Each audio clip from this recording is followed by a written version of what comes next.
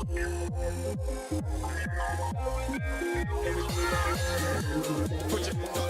baby, I'm a funk. Yeah, baby, I'm a funk. Yeah, baby, I'm a funk.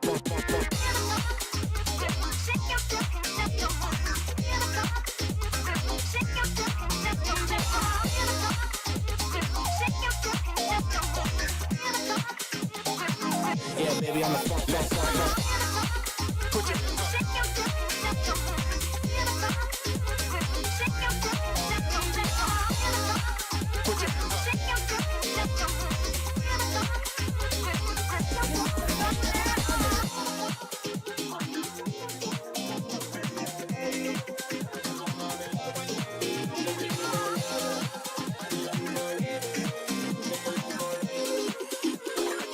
Yeah, baby, I'm a funk. Put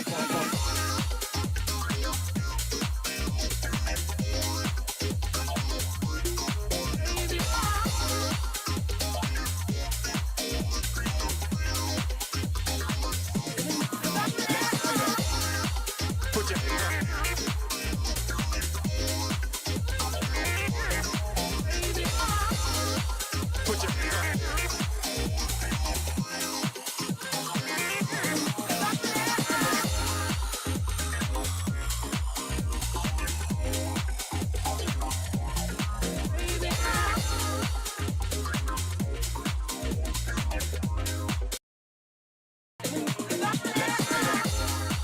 Put your hands up.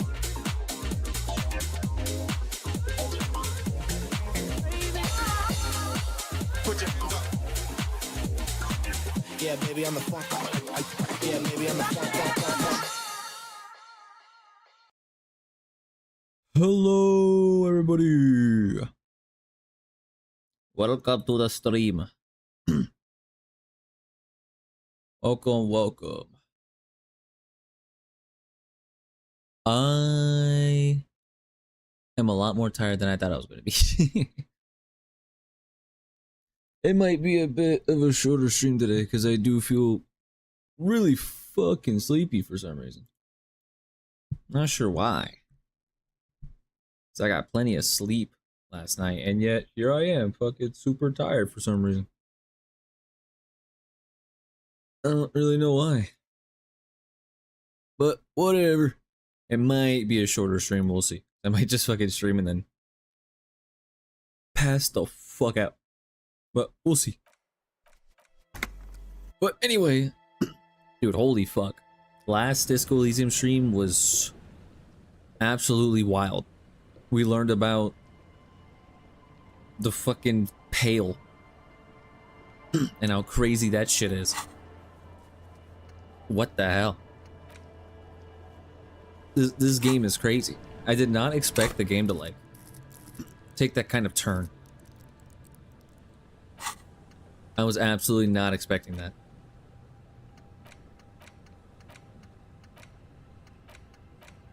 There's other stuff I can get, but I have to remove some stuff if I want it.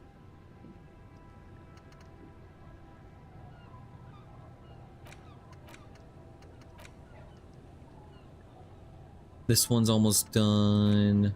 This one's also almost done. I'll just have to leave it alone for now.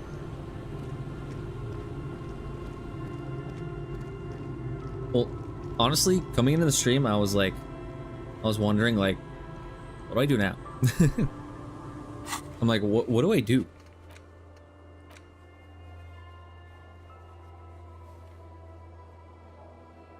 Like, what should I do? Because there's the dead body. Explore the coast for signs, but I've already been up there and I feel like I haven't found much. That's the thing.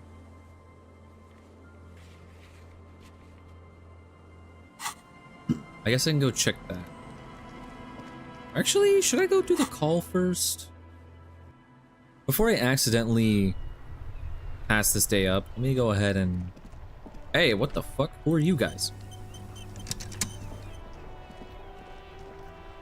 That's one brutal motor carriage. Says the young man with piss written on the back. If I were a real skull now, I'd jack it, paint it in palm tree livery, then bottom light it. neon style. Hammers is simply an elegant slogan. Fuck the world. A snazzy, shit-ripped skullmobile like this would make a fine trophy. We could, like, hang fucking shrunken heads from the side mirrors. Cops' heads. Scary tribal shit. Yeah, tribal shit. A cop carriage like this would have proper skull value. While I appreciate the interest you take in my brutal motor carriage, I have to stop you right there. The RCM takes threats directed at its property seriously. Yeah, back away from the car, man. It's just theoretical work, Copper. No basis in reality. Man, if we were certified skulls right now... Who are you? I can tell you who we're not, cop. We're not snitches or skulls. Which is not to say that the skulls are bitches and... On the contrary. Right. The part of this presentation you want to take home with you, cop man, is we're not part of the skulls yet. Who are the skulls? Okay then, let's indulge in some intellectual exchange. These young men seem eager to share their beliefs. Who are the skulls? You don't know? What kind of cop are you? It's not a question. Don't get into it. I'm so glad you asked. The question was rhetorical. The skulls are the most vicious gang of the Besmertne. Besmatine, or the Besmati, the Immortals, are West River Sholian crime syndicates. Right. The nastiest bunch of psychos ever. Jacking carriages and getting into high-speed chases. Possessing an infinite amount of fuck-all swagger, infamous for their non-verbal modus operandi. Nonverbal. If a skull spots you, he will pull out his dagger and stab you without saying a word. The lieutenant's voice is as calm as usual, a testament to the violence and death he's witnessed through the sight of his firearm. They usually occupy the burnt-out quarter in Jamrock, or you can find them loitering around the brightly painted bottom-lighted vehicles. I can't wait to become a skull. Bottom lights are wretched aggressive. You fucking losers are not gonna become skulls. You know anything about the murder that took place here? Murder? The man was hanged in the backyard, the whirling in rags. Yeah, sure. We'll gladly tell you everything we know about it. It was a man. Also, he was hanged. Anything else? He was hanged from a tree. Yeah, I mean... These Okay, blah, blah, punks blah. don't know anything. Let's just move along. Hey, stop right there. How does one know anything? Ah, this sounds like epistemology, a field so occupied by thought that it begins to question thought itself. I know that you don't know shit. Exactly. How can one know shit? For example, how can one be sure that there truly is a body hanging behind a hostel? What if it's art? Or just a mere specter? It's not. A man is dead and we need answers. So what do you think we know? You guys know Cindy the Skull? Oh yeah, Cindy's a right proper skull. Yeah, a true artist of the future. Just like Arno van Eyck. By the way, if you see Cindy, give her our regards. No. For all their nihilistic posturing, these young men are not lacking in youthful idealism. The lieutenant on your left is unusually lenient toward them. The rhetoric is confusing. Are you part of the skulls or not? We're not franchise skulls. Well, not yet. Once we get our name out there, we'll have a chance to join them. And what makes you think that the organization will accept you? Because we can be just as psycho and vicious. You'll see. Ah, you'll see for sure once we're in. It's the last thing you'll ever see before the void consumes you. You're talking with cops which they would normally shoot on sight. I don't think you're doing too good right now. Throw him off his game. Are you implying that I might be in some sort of danger?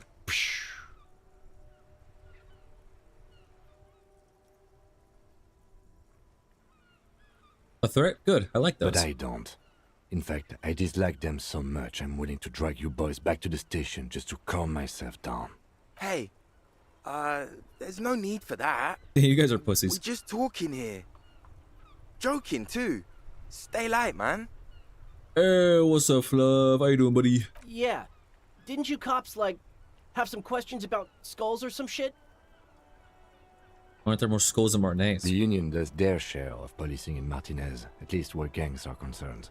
That's why there isn't much organized crime around here. Apart from the unions themselves, of course. Don't you worry about that. We're gonna make up for the deficit. Yeah, we are. Doing alright, how are you? I'm pretty good. I'm pretty fucking sleepy. I feel like I got really sleepy out of nowhere. So I don't know how long the stream's gonna go on for. But we'll see, we'll see. Cause damn, I got on my computer, I'm getting everything ready to stream, and then all of a sudden I'm like, damn, where did this come from? But dude, Fluff, oh my god. I don't think you were there. I think you fell asleep, but holy shit, you missed. What in the fuck? You missed a lot from the last stream because I'm pretty sure you were asleep. We learned a lot about this world. It was fucking crazy. Just to say the least, it was fucking wild. What we learned last stream. Holy shit. I see you kids are into modern music, modern dance music. Oh man, yeah. We're not fucking kids, man. Yeah, we're not fucking kids. And we're also not fucking confrontational. The mood is chill here. You're not confrontational? But you want to join the skulls that shoot people. But enough about the story then. Mm-hmm. What's with the jackets? What about them? Why does your jacket have piss written on it? Well, first off, it's a statement and not necessarily something that characterizes me as a person, even though the statement has character. And I do like piss. You like piss? You like piss, huh?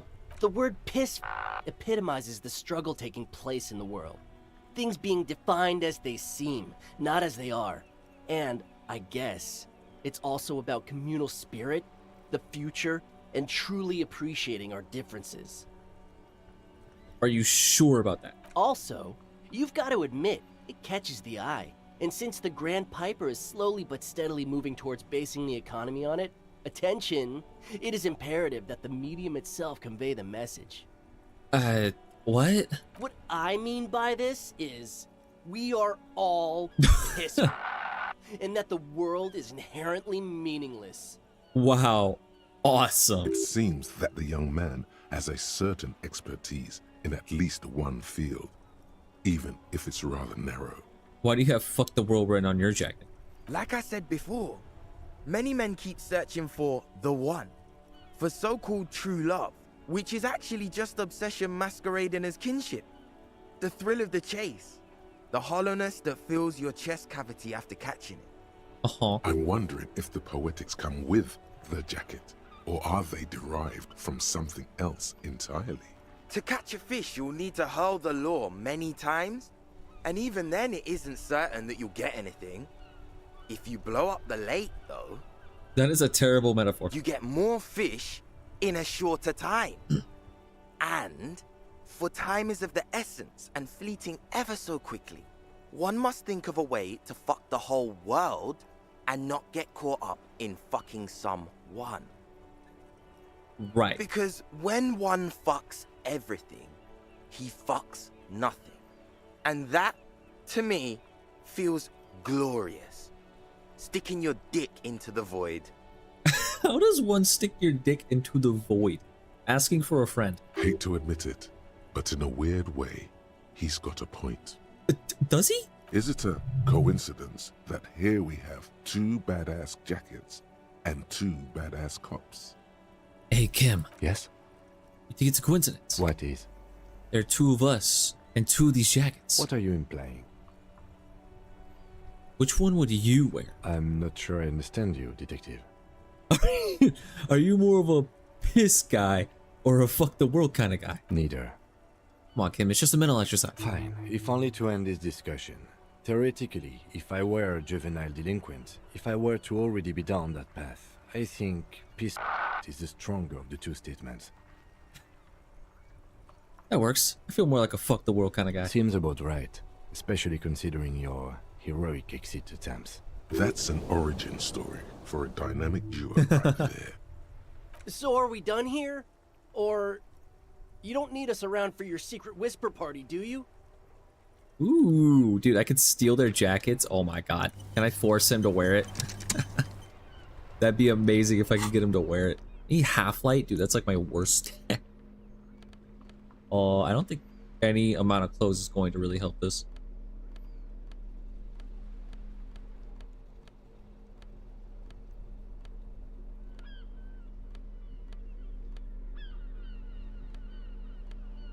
Oh.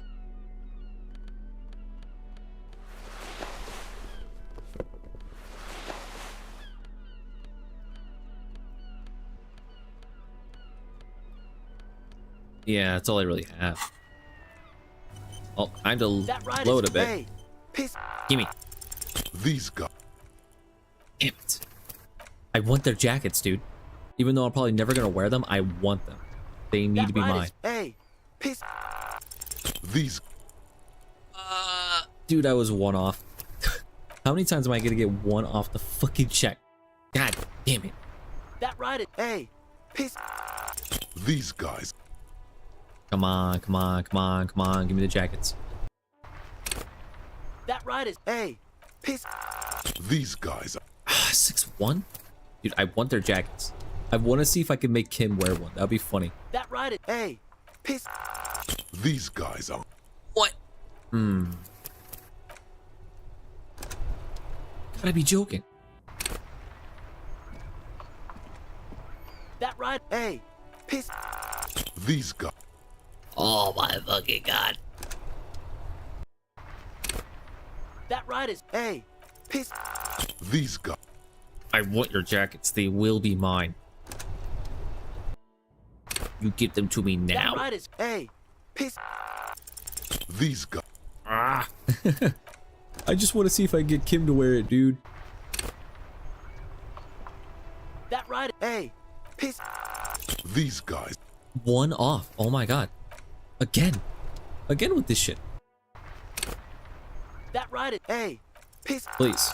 These guys. Okay, that's cool.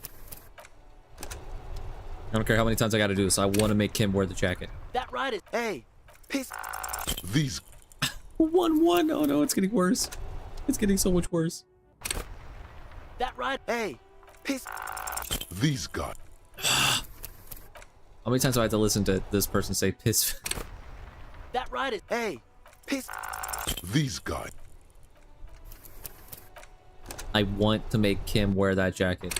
Even if it's the That death of ride me. is. Hey, Whoops. That ride. hey, piss. These. I will make Kim. I swear to God, Kim's rigging my chances. That's what he's doing because he doesn't want to wear that jacket. But I'm going to That make him ride wear is- it. Hey, piss. These guys aren't. He can't stop me. He can't. He can't stop me from making him wear that fucking jacket. That ride is. Hey, piss. These guys.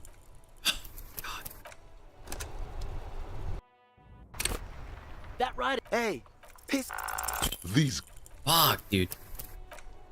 I want to make him wear that jacket so bad. I'm going to make him wear this jacket. That ride. Hey, piss. You're going to wear it. No, no, Yes. no. Don't ask anything. Be subtle and scary. The boys dream about being skulls. Use that. Wait, how? Suggest they're massive skulls. Come on. Boys, with those jackets, you're going to be the Skull Kings in no time. What? No. Skulls don't have kings. I think. And we're not even in yet. Yeah, man. Keep your voice down. Skulls don't take it lightly when folks pretend to be them. We're not even prospects yet. Prospect must be a hierarchical term. Probably in the lower end. Not even prospects and already aspiring to be kings? Wow, you boys are ambitious. Only prospects and already planning a coup in the skulls. You're destined to go far. Why is he joining me in on this? He gets it. Passive-aggressive flattery. Shut the fuck up. Are you trying to get us killed? Now bring it to the jackets and, yes, start shouting. Yes! We want to be a cool killer skulls too, like you guys, but we don't have skull jackets. Please be quiet. What? What do you want? The jackets? You got it. No need for cruelty. You offer us your jackets like that? It'd be impolite to refuse. Ah, man. Okay, I get it. Skulls don't really wear slogans anyway. This was stupid. Fuck.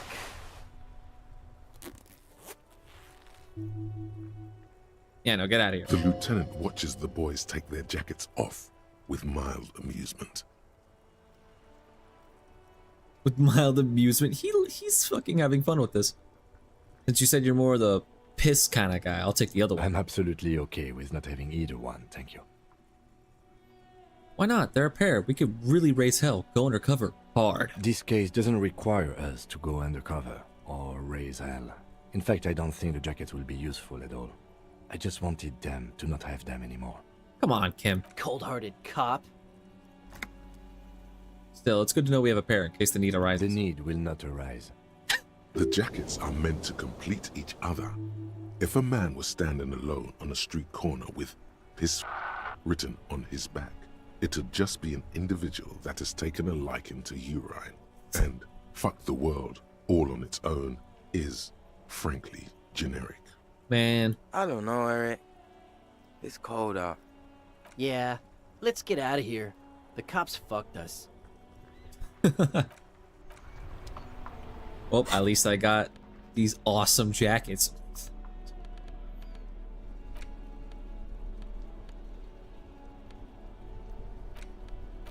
They're shit jackets too. Not even good. Yeah, no, I think I'll keep my coat. Well, anyway, I completely got sidetracked from that. Let's go ahead and, you know, radio in. Inside, you see a set of steering levers, a radio microphone. Radio. This is Precinct 57. How may I assist you? Connect me to Jamrock Library. I'm afraid they're closed. It says here that the library is open from 10 a.m. to 6 p.m. We should try. Anything else? 57. I need to In the like, cabin. I need to advance like 9 minutes. What the fuck? I'll just go talk with someone really quick, like a couple times.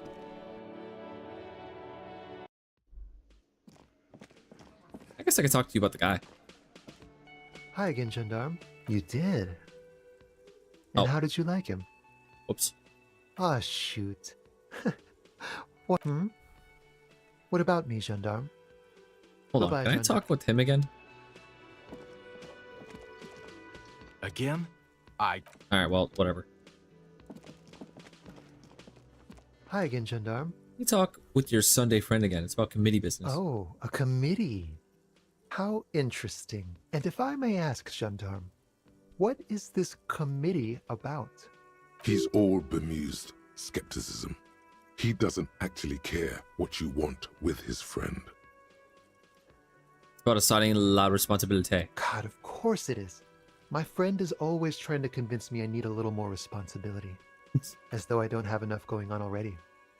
In any case, I would love to help. But the thing is, I don't know where he is. We don't talk about everything, you see. He might have mentioned something about making a tour of some historical sites up the coast.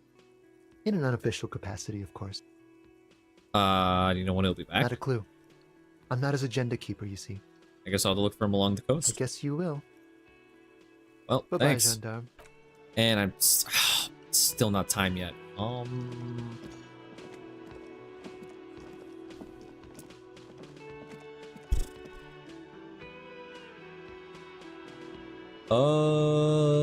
Hey, lady. Oh, hello, dear. There you are again. So your husband's some kind of scientist? Oh, yes. A zoologist. A cryptozoologist, to be more precise. What is cryptozoology? It's a pseudoscience that attempts to legitimize research into mythological beasts and urban legends. That's one opinion, yes. And people are entitled to their opinions. Hi, Shelly. Hello. How you doing, Shelly? She's used to playing off such insults casually, but they still affect her. My apologies, ma'am. I did not mean to undermine your hobby. It's not a hobby, dear.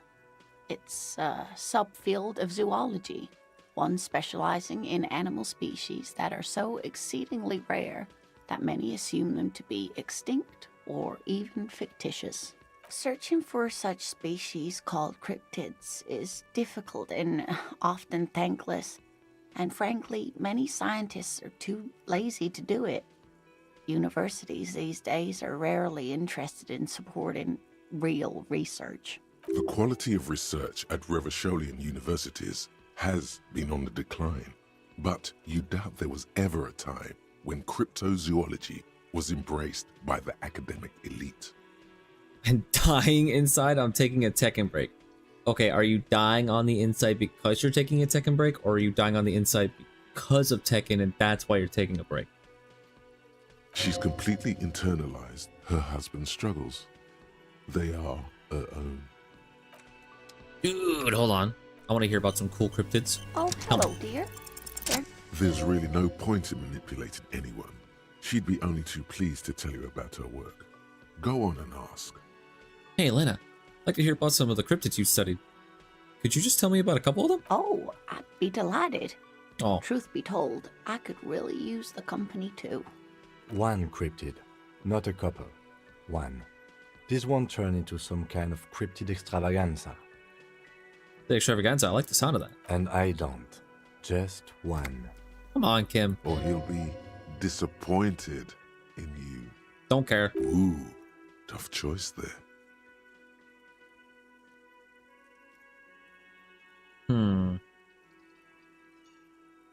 What's the most dangerous cryptid? The gnome of Jeroma. Gnome of Jeroma, that doesn't sound too bad. Oh, it is. None of his victims survived. Grieving relatives never even found their bodies because the gnome's venom dissolved organic tissue. What? I'm dying on the inside because of Tekken. What happened, Shelly? Did you de-rank a bunch of times? Like, what happened? What's going on? What did this cryptid look like? It was reportedly a small creature with webbed fingers and a protruding forehead and a gangly little thing. Quite scary to look at. A couple of campers found it when it was already dying. They heard an odd wailing in the woods and followed the sound. They were scared and wrapped it in tarpaulin to suffocate it. It still took the gnome of Jeroma an entire day to die. If the body of the creature was found, why aren't there detailed illustrations of it in science textbooks, confirming the existence of these very little species? Alas, the first scientist who got his hands on the creature's corpse put it in a jar of formaldehyde, thinking that would detoxify the gnome's venom. Instead, all the venom leaked out of the creature's teeth and into the surrounding liquid, dissolving the creature itself. A poetic end, perhaps, but a real loss for science. Alas, always alas, and then it was gone. Isn't that overly convenient? Yeah. I mean, listen, I like cryptid stories. I like listening to them as if they were fan fiction, you know? It's just neat to hear. It's very convenient that it just disappeared, nothing like it was seen again. I understand your skepticism, but that's what happens with things that are rare and stand out. Their disappearance is most memorable, and they are least likely to be found again. I don't care, Kim. What's the biggest cryptid? Hey, you promised you'd only ask about one cryptid. But Kim, don't you want to hear about another cryptid too? The lieutenant pauses thoughtfully. Something in him breaks. Ah, fuck it. Let's have more cryptids. That's funny. Fuck it, more cryptids. Well, the biggest cryptid is, of course, the horrible giant of Kokonur. Bro, I was already on the edge, and then I ended up running into a lag switcher. I need to take a break after that. How do you know someone is lag switching on you? The giant lives in the most arid parts of the vast Kokonur Desert in South Samara, casting a strange light across the barren wastes. Bro broke so easily. Well, he does trust me. He, like, completely trusts me. So, it makes sense. Wait, wait, what do you mean strange light? Mirage or psychogenous luminance. Just how big is it? No one knows for sure. It is like an awful mountain appearing from below the horizon and expanding to cover almost a third of your field of vision. Oh, Shelly, you probably don't know anything about this game, do you? Just to give you a basic idea, you play as a detective on a murder case of a man who got hung in a tree, but you've lost all of your memory. And this guy is your partner in the fucking, this guy's your partner in the case. You know, since you like all those murder documentaries and stuff, you would probably really like this game. Because you have to deduce who did the murder, you have to look at every little thing, find clues and stuff. No one knows for sure, it's like an awful mountain. Is it dangerous? The towering luminosity of Kokonur is a bad omen in local folklore. Some say it's a fata morgana, others, fate unimaginable. Hui. No animal can be that large. It's a mirage. That's what makes it so peculiar. A species surviving at the very limits of scientific law. The giant of Kokonur must be the largest animal the planet can support. There are limits, you see, to how large a metabolism an ecosystem can beget. Some say a gravity anomaly below the Kokonur desert might allow the creature to grow to these gargantuan sizes. Great. This is great shit. You need more. Gravity anomaly. Digging it. Digging this parascientific stuff right here. And you also have voices in your head. What's the tiniest cryptid? Cryobacter catlensis. Cryobacter catlensis? Yes, a unicellular bacterium that was discovered in one of the northernmost points of Kutla on the Boreal Plateau by renowned geologist Caitlin Mijanou some 70 years ago. What's so special about it? The bacterial colony Mijanou found had remained alive while frozen in ice for longer than anyone could reliably estimate. Certainly from before recorded history, Mijanou disappeared shortly after injecting herself with the bacteria she had brought back to study. No doubt in hopes of prolonging her own life. Wait, she injected herself with it? Yes, the bacteria had survived in the ice since times immemorial. It is not hard to see where she could have gotten the idea. I think that, I don't know about that. It's actually a little hard to see. Yeah. But do go on. You mean there's an immortal geologist wandering the world? Yes, and she's quite mad, too.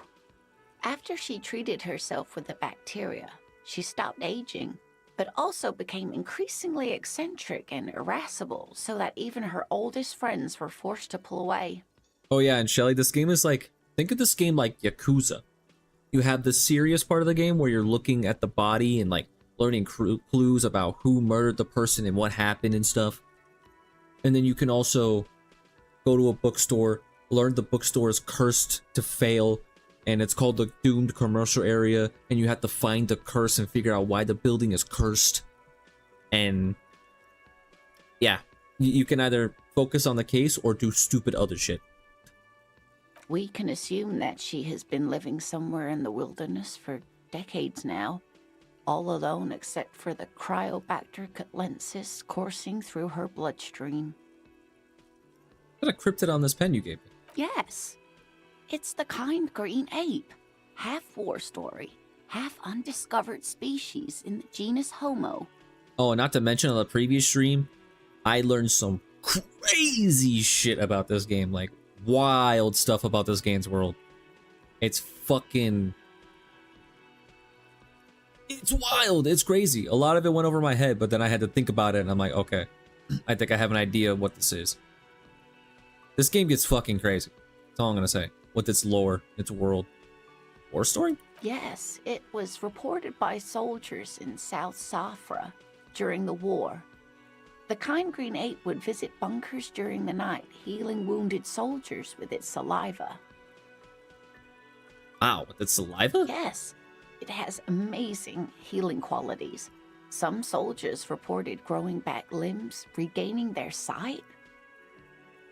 And there was something about undiscovered subspecies of man. Indeed, there is. It's our closest relative among the cryptids. Same taxonomic family, different genus. Which is to say, the kind green ape is a species with which we share a common ancestor and that evolved parallel to our own. Just like your partners. I knew it, Kim. You're not human. Ma'am, you are confusing him.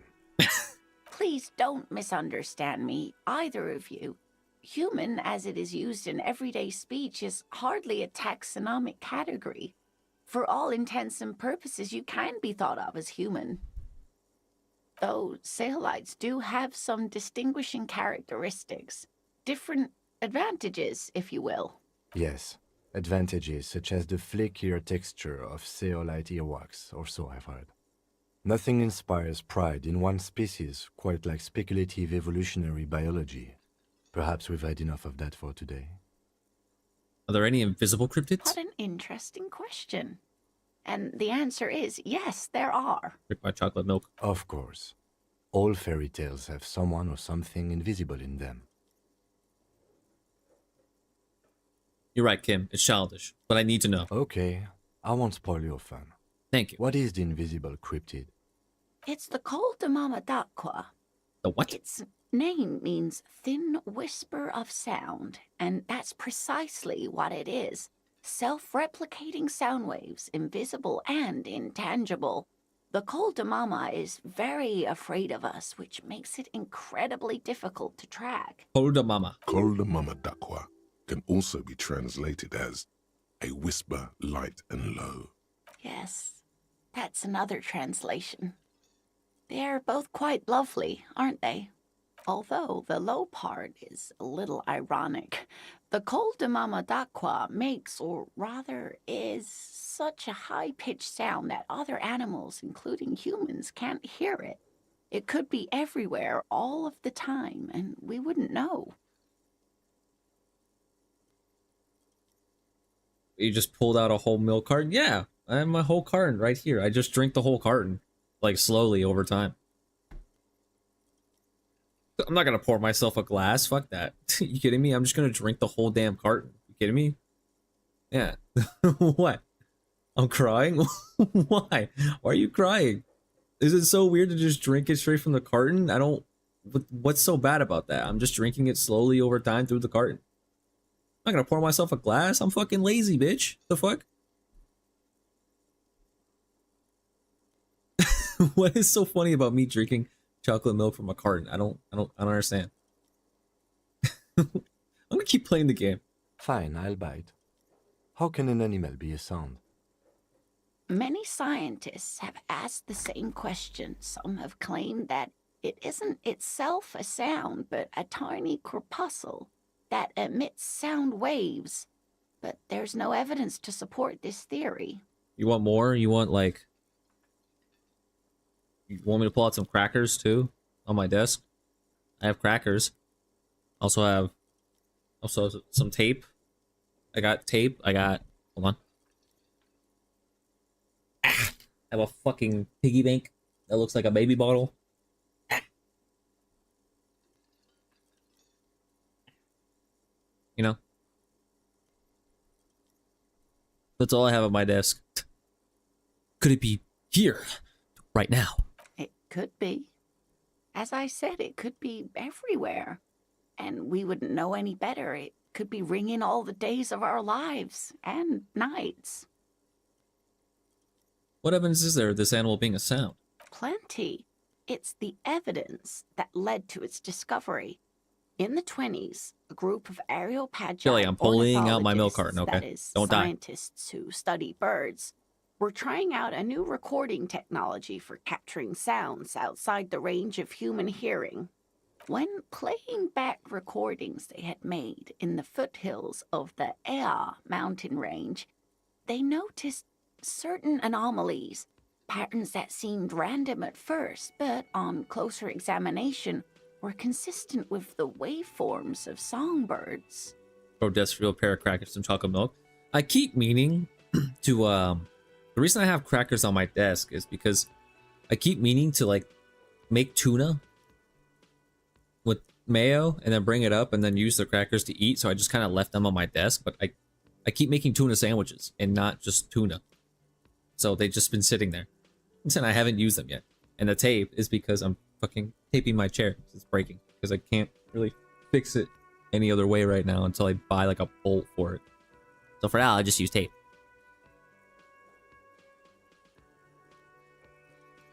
Everything is wrong with is what I'm saying. What's wrong with that, Fluff? You know what, Fluff? Fuck you.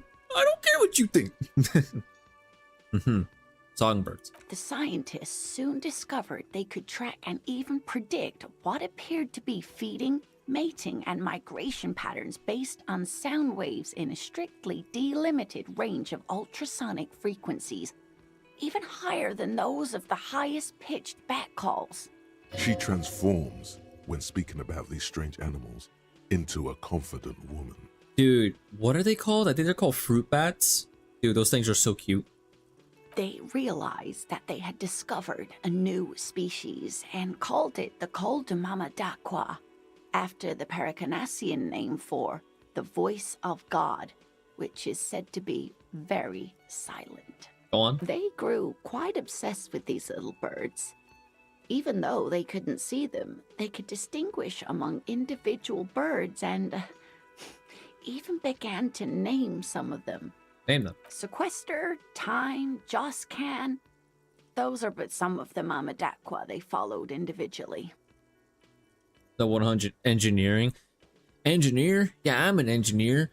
I'm engineering my fucking limit. Why is the Mama d'Aqua so afraid of us? That is a sad story. A group of university students assisting with the field work in their enthusiasm for the project, and no doubt because they were preoccupied with impressing their professors, nearly drove it to extinction. They tried to communicate with it and had no other means but sound. So they started sending out sound waves at frequencies they thought might match the Mama d'Aquas. And what happens when a sound wave meets another sound wave of the same frequency, dear? This lady really should be a teacher. She's really good at the explaining things thing. They cancel each other out. They cancel each other out. Exactly. And these tests were performed so recklessly that when they happened upon the right frequency, well, they wiped out most of the population. Great regret washes over her. A wending cloth. I like that encyclopedia is like trying to help you cheat on your test. Like, psst, they cancel each other out. I got you. After that, the corpuscle appears to have migrated elsewhere. There have been recordings of anomalies similar to those spotted in Ea, but they've been few and far between. It's impossible to confirm the presence of any stable Col de Mama d'Aqua population anywhere. We need a milk reward button. Do we? Do we though? We already have so many random stupid rewards for no reason. Of course. A common thread in these. Disappearance and unfalsifiability. I like the story, though, ma'am. I'm glad you did, dear. Interesting. What about... What about what? Man, I just can't get enough of these cryptids. I'm glad you like them. But I'm not really one to tell you about all of them. You should ask my husband if you get the chance. He's the real expert. That's all for now, ma'am. Thanks. I just wanted to pass the time for a bit. Thanks, lady. Was that? Could it be? The Col de Mama d'Aqua? No. It's probably just your imagination ringing in your ear. Is it? Is there a ringing? There seems to be. An extremely high-pitched ring. Ultrasonic. Lena said it was very high-pitched, right? It's like something tickles your ear. Lena also said that it couldn't be heard by any other animal, including humans. What you're hearing must just be a regular bird. Honestly, your ear isn't hearing a whole lot. The distant hum of the industrial harbor, the traffic. But, admittedly, there is a high-pitched noise somewhere there too. But then, isn't there always? Jelly, no. You're not getting a milk reward. We don't need more useless fucking Redemption rewards that don't do anything. Oh, more stories? Well, she's out of stories. Wait, Kim, do you hear a high-pitched noise? No, I don't hear the Col de Mama d'Aqua. And neither do you. Of course he doesn't. He's deaf. Listen more closely. There it is again. You're about to rediscover a long-lost species. Yeah, but how are you going to catch it? Keep listening. It must be very close. Maybe, just maybe, it will come toward you. Keep still. It might perch on your shoulder. Hold very still and hope the bird comes up perch on your shoulder. Oh no. The sound. It's moving away. Somewhere over there. Go after it. No. Too late. It's gone. There is no ringing anymore. Just the sound of the streets. Oh, come back, please. Keep your ears peeled, then. If the species really has migrated to Martinez, you're sure to hear it again. I have a fucking thought about the Kodamok. 7 hours? You heard it? The mysterious Kodamama Dakwa. You're certain that you did. Well, maybe not quite certain, but let's say you're hopeful, because it would make you very special. You're the only human who can hear this invisible incorporeal bird. This animate whisper, this particle of sound. You're gonna have to keep listening. Sharpen your ear. Right. I see. More cryptid stories and chocolate milk and cookies. Well, my chocolate milk's almost out. I don't have cookies. You're gonna have to get your own, and she's out of cryptid stories, so I don't know what to tell you.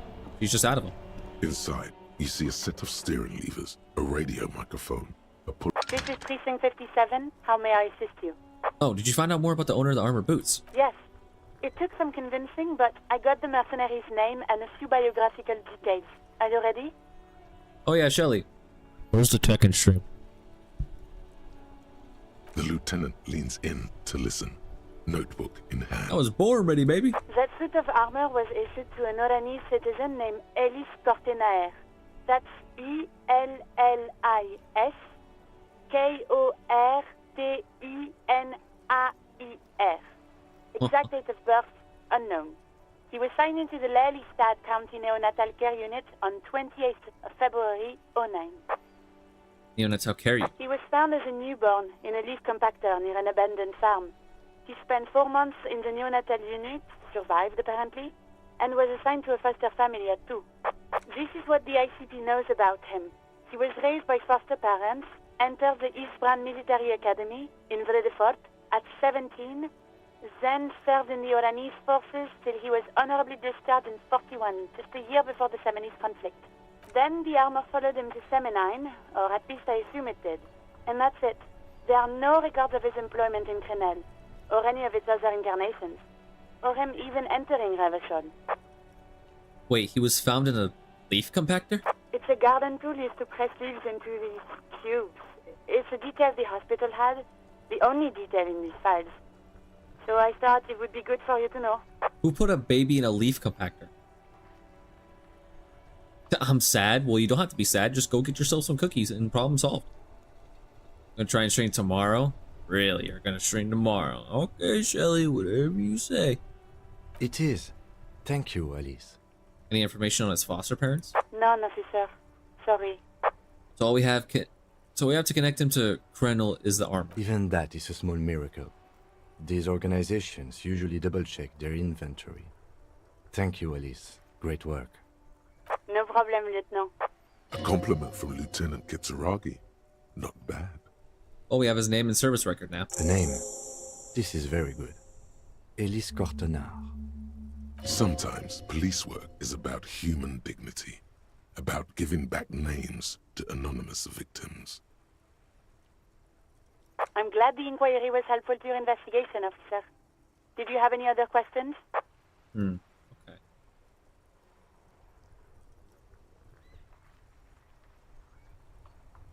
Cool.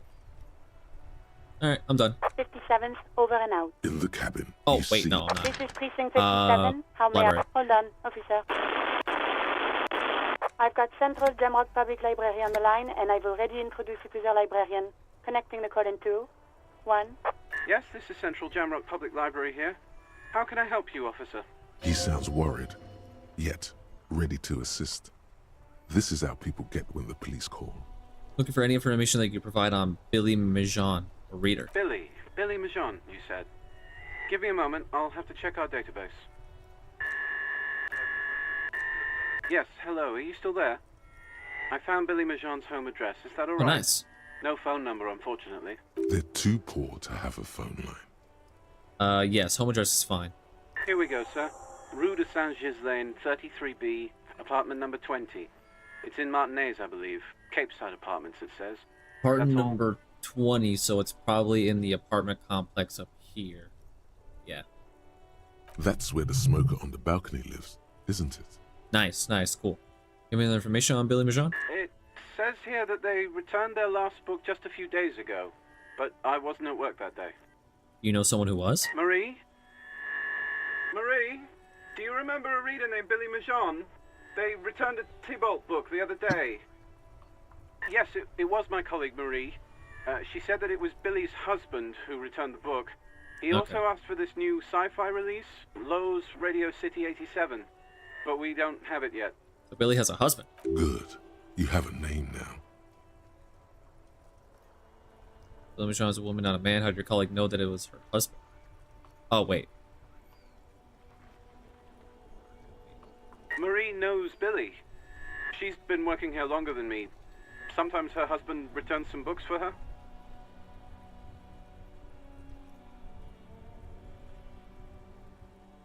Hold on, what? Did I misread that? Marie is my colleague Marie. It was Billy's husband.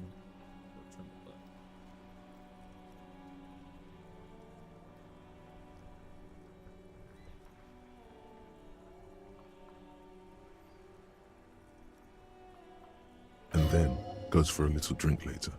On the lookout. Was that a woman? I didn't know that. I guess I didn't look at the body close enough. Do you know the husband's name? Sorry, no. Marie only knows him by sight. Marie described me what the husband looked like. Marie? She said it was an older man, and that she's pretty sure he'd had a drink or two the last time she saw him. What was he wearing? 1 second. Sorry, Marie wasn't really paying any attention to that. Unless... Thank you, that's all. Happy we could help. Goodbye, officer. Anything else you need from me? Nope. 57. In the cabin, you see. Oh, I think we have what? Her card.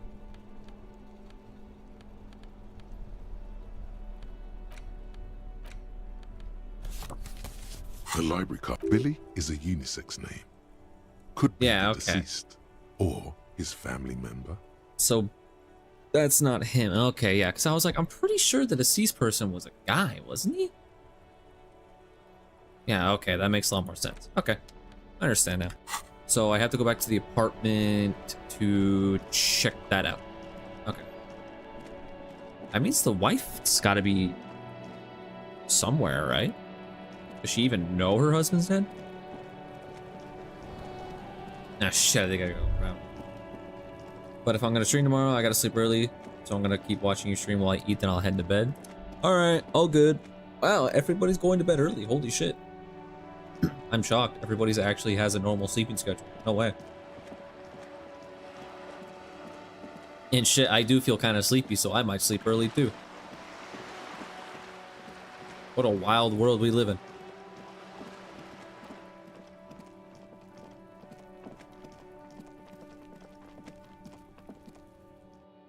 Everybody waking up in the morning? Oh my god.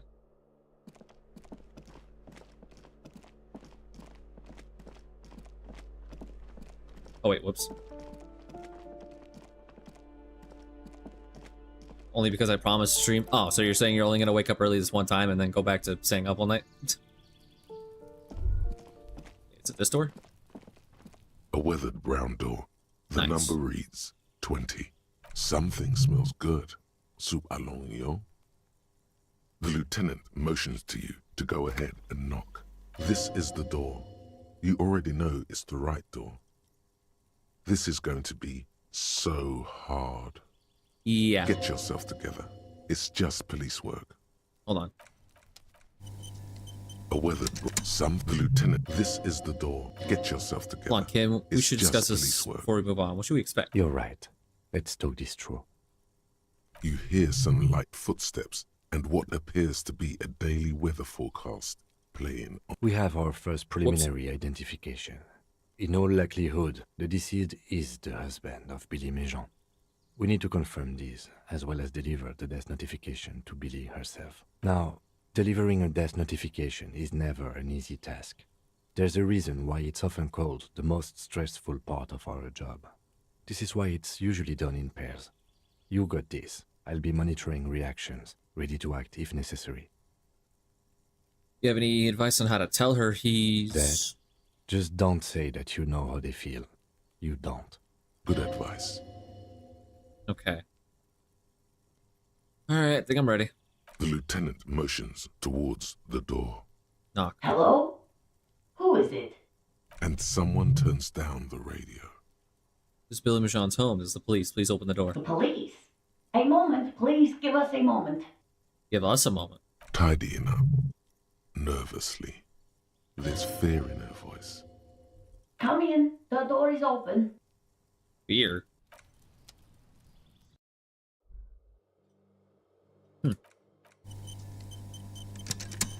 Why are you afraid? Hello. I'm Billy. Would you like something to drink?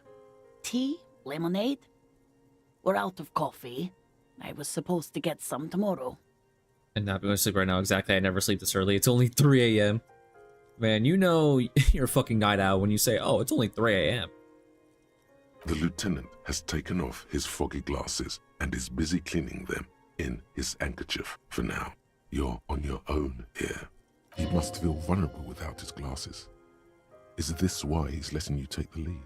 Thanks, but I'm alright. Is this about Victor, my husband? Is he in some kind of trouble again? I can come pick him up in the station if that's what. She stops, her eyes trying to read answers from your face. We're back and grab some food? Okay, okay. Keep it together. You don't want your body language to tell her the news. Sorry, I'm rambling. It's just that Victor often gets into all kinds of trouble. Ooh. So, how can I help you? How about some small talk before you break the news? You live here with Victor, your husband, right? It's me, Victor, and the kids here. We have 2 daughters, Jenny and Jolie. How old are your daughters? Jolie is 16 and Jenny is turning 18 next month. Man, where's everybody? I don't see anyone home. The girls are staying at their friend's place tonight. And Victor is out. She swallows visibly. Out where? He has a problem with drinking. And so he disappears every now and then. He's probably in the parks drinking with his friends.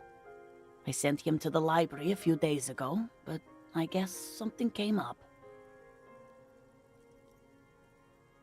Your knowledge, did he make it to the library? No, I guess I'll find out when he decides to come back home. It shouldn't be long from now. He's never gone for more than a few days. What was he supposed to do in the library? Just to return a book of mine. Why? Why all those questions, Detective? Did he... Do something? Break something? It's a fool's hope. Was it the glinting curb by M. Thibault? Yes.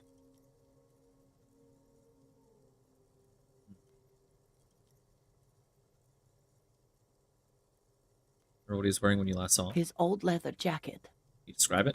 It's just your average brown leather jacket, but he bought it as a teenager, so... No distinctive features? No, well, the lining is hand-sewn. It's blue. I tried to make the thing more weatherproof since he's running around with it in the middle of winter. Something else I have to tell you. She folds her hands across her chest. Alright, hold on. Let me save, because I swear to God, if I crit fail this, I'm going to load immediately, because fuck that. She looks up, too anxious. You've done this before. Ooh. Just keep your focus. Oh my God, I was 1 fucking point off.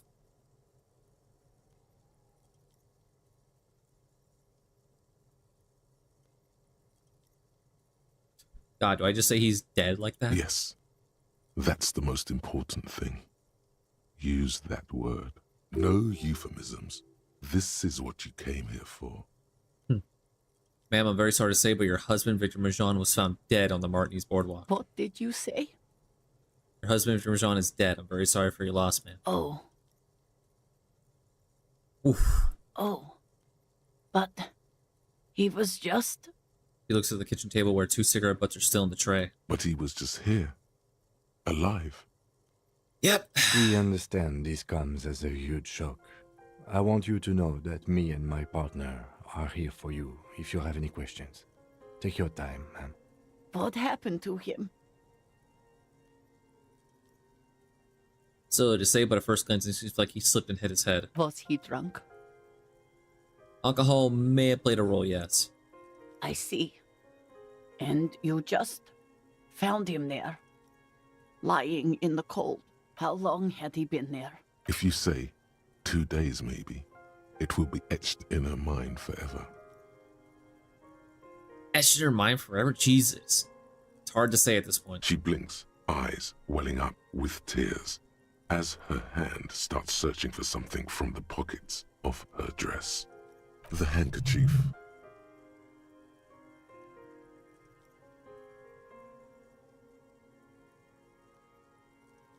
Here, take this. Yes, thank you. Is there anyone we could call for you? A friend, a family member, someone who could be here for you? No. I just need to tell my girls. There. God. Should I call them? Should I tell them to come home?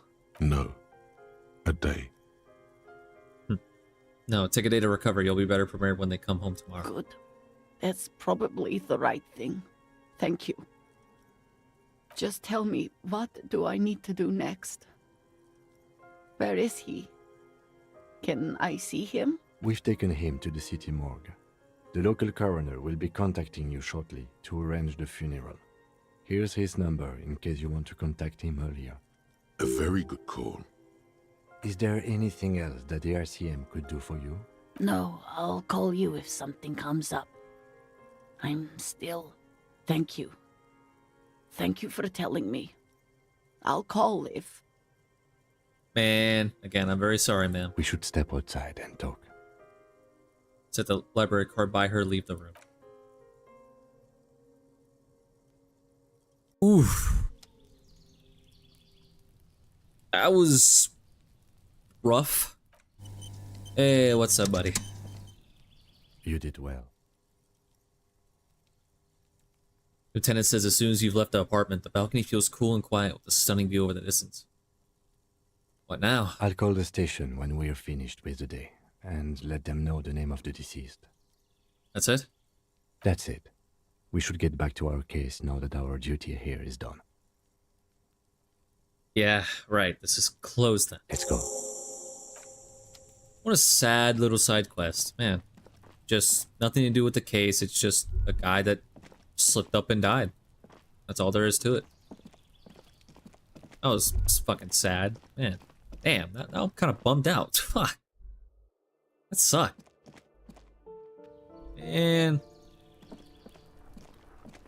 That was depressing. Hi. Hello. Finally, someone who listens to all the dialogues in full. Very nice. Is that something people don't do very often? I'd be very surprised if that's something people don't actually do. Because the game's like fully voice acted, except for what your character said, so I'd be shocked if that's not something people do. You know, on average. But yeah, I like to let all the dialogue play out. And most of the time, click on all the dialogue options if, you know. But there, I mean, there is the rare occasion where, you know. Did you hear that ringing for a second? I swear to God, there was like a ringing in my right ear for a second. Oh my God, it's that like frequency bird. No way. I must find that bird. I need to start researching. The Koldomama Dakwa. No, the fuck. Koldomama Dakwa. There we go. Got it. But the only time I'll skip dialogue is if it really doesn't interest me. Like for example, Measurehead. I could not care less about what that guy's saying, dude. I could not give any less of a fuck about what Measurehead says. I skipped his dialogue so fast. I feel bad when I skip dialogue like that because I want to hear the voice acting and stuff, but Dude, Measurehead just bored me so much. I just did not care what he had to say. I think that was the only time I really, like, skipped dialogue a lot. Was with Measurehead. Other than that... Well, I did that. That was sad. Responsibility. Yeah, man, welcome to the stream. I feel like... I don't know how far I am into the game. I feel like I'm at least maybe, like, halfway? Probably.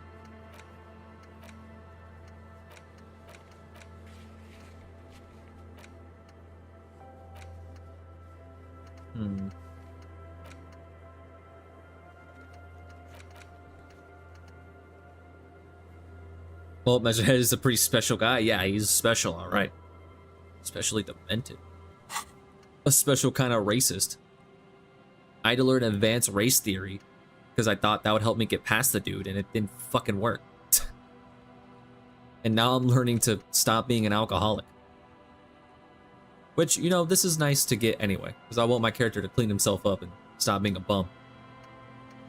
Because the whole point of my playthrough was that I wanted to, you know, not be such a fucked up piece of shit and rebuild my reputation as like a good cop. Also, 9 minutes remaining on this. That's pretty cool.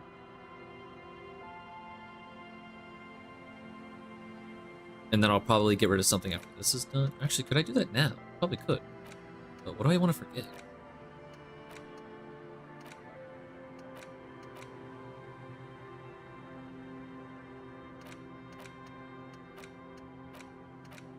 Does this do anything for me? Yeah, we'll get rid of this one. Then I'll do... Koda Mama Dakwa. Can I do more? Yeah, I can.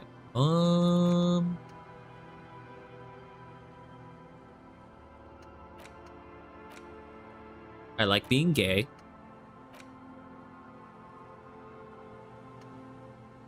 Position passive seal plus 1 wrong attack speed.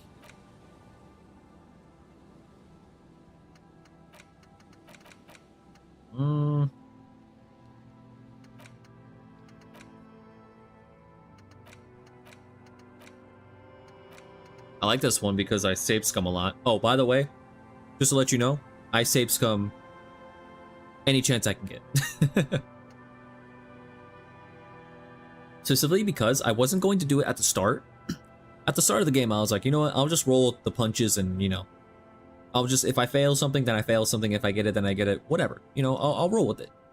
Until I think I lost like a 97%. And then I lost like a 70% and then like an 80%. Back to back to back.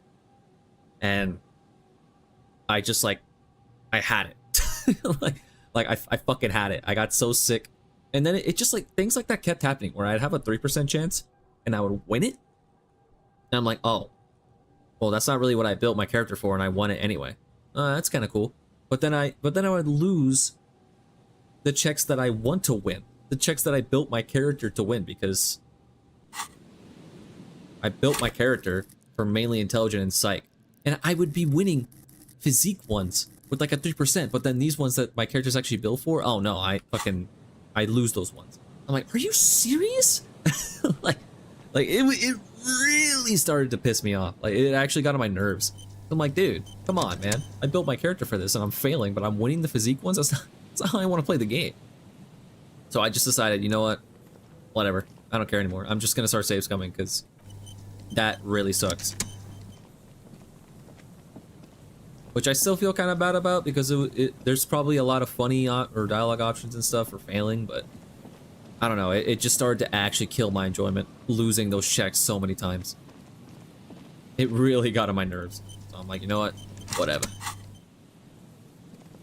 I guess I'll make progress in my main story? But the thing is, how do I make progress? It just says to, what? Search for her along the coast? Ruby left the village and went up the coast, explore the coast for signs.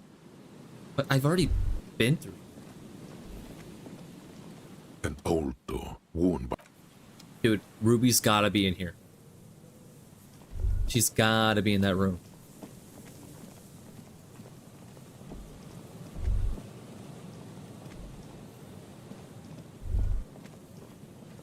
I'm convinced the game won't let me open that door because she's in there.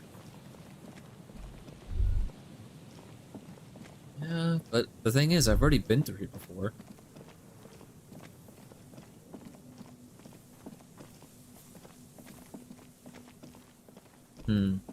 Maybe...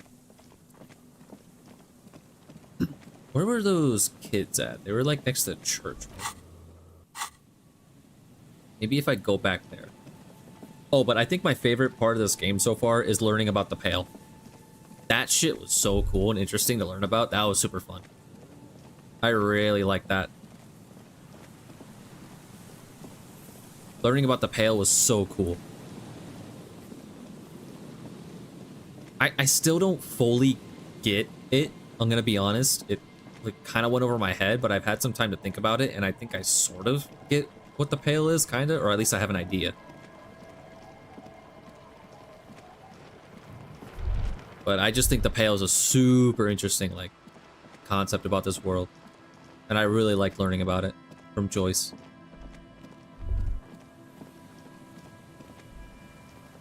I saved Scum too. Some options are too interesting and I want to lose them because of unlucky check. See, you get me. You understand me. See? My boy over here gets me. Like, for example, one dialogue option where you're, like, talking with... what's his name? The super fat guy in the chair. I call him the Reddit mod. Because that's what one of my other viewers, Neon, called him, and I thought it was funny, so I just stuck with that. Yeah, I call him the Reddit mod, but that big fat guy that you go to ask about your gun.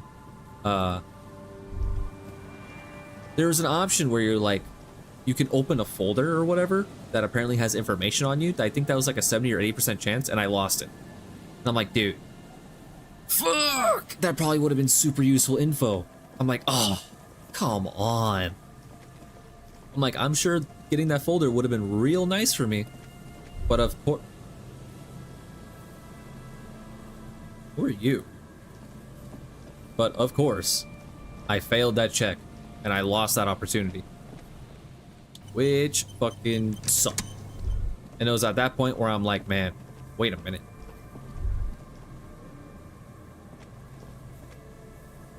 I can get up there. Yeah, it was at that point where I was like, you know what? That's it. I'm safe scumming. Ours cover these long, dusty windows. The remaining windows rattle from a strong gust of wind. They're covered in a thick layer of grime. They must have been like this for 40 years. Lieutenant, can you make out what's inside? No. I won't even try. You know... Oh, sorry. I had a partner once. They called him Eyes, because he had to show me things. It's that bad. Oh, I'm sorry. This partner of his, Eyes, things didn't end well. It saddens him to say his name. Don't even ask. He wouldn't answer. Maybe some other small talk.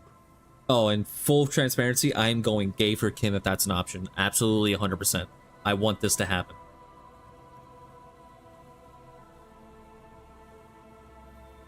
Can you still shoot, though? Well enough, actually. It's odd how that works. I'm no sharpshooter, but I passed my shooting courses 7 out of 10. Pages were too heavy, it happens. It's fucking stupid, dude. It's so dumb. I got so fed up with it. Oh, you still passed your shooting scores. Well, you missed that guy in the rope and I had to shoot for you. So I guess you can't be that good of a shot.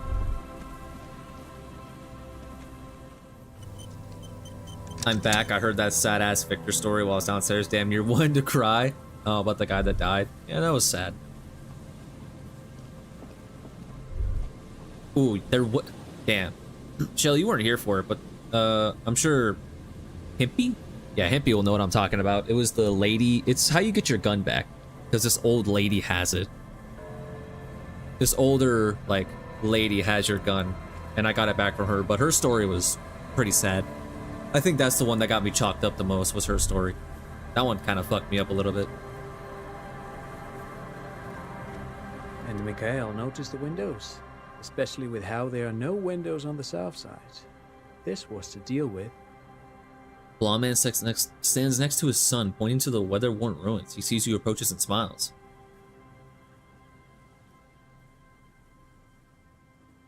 At this point, I might as well buy the game. It is very good.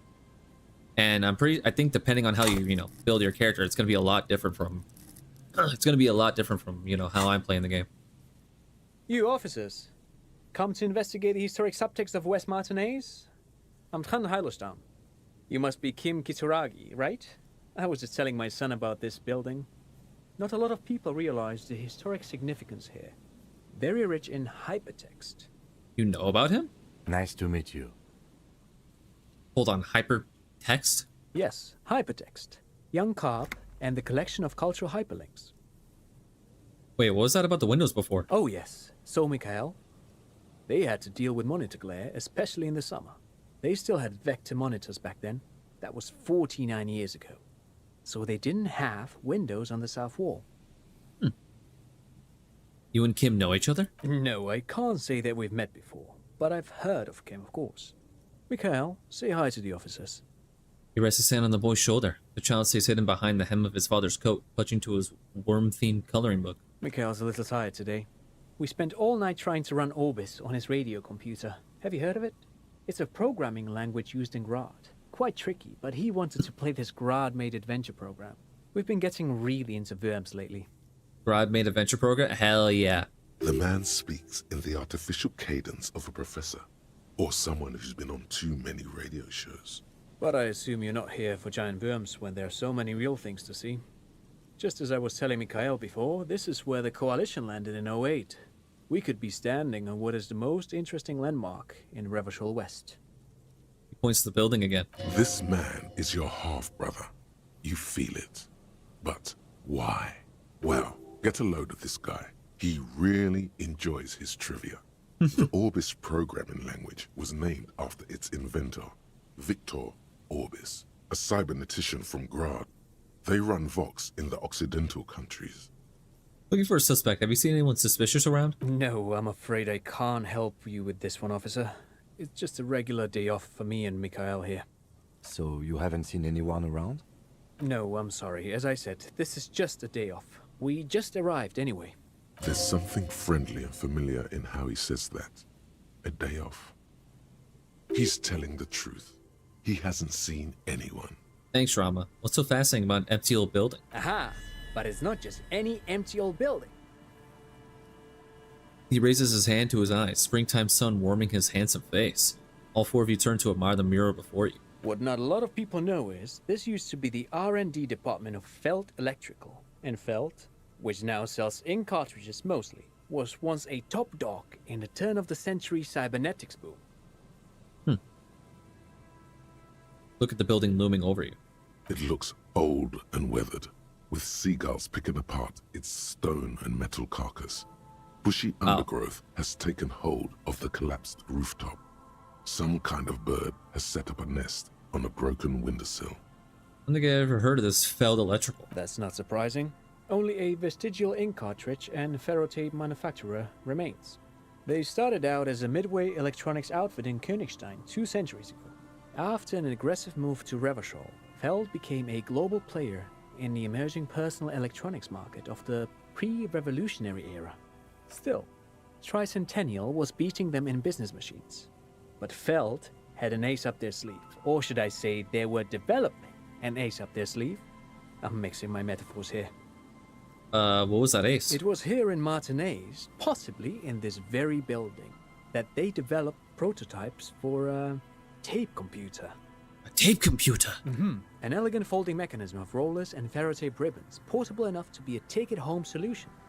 Revolutionizing business machines, possibly even bring them to the average consumer, which is a feat of engineering even today's giants, Rehm, ICN and ZAM, haven't achieved yet.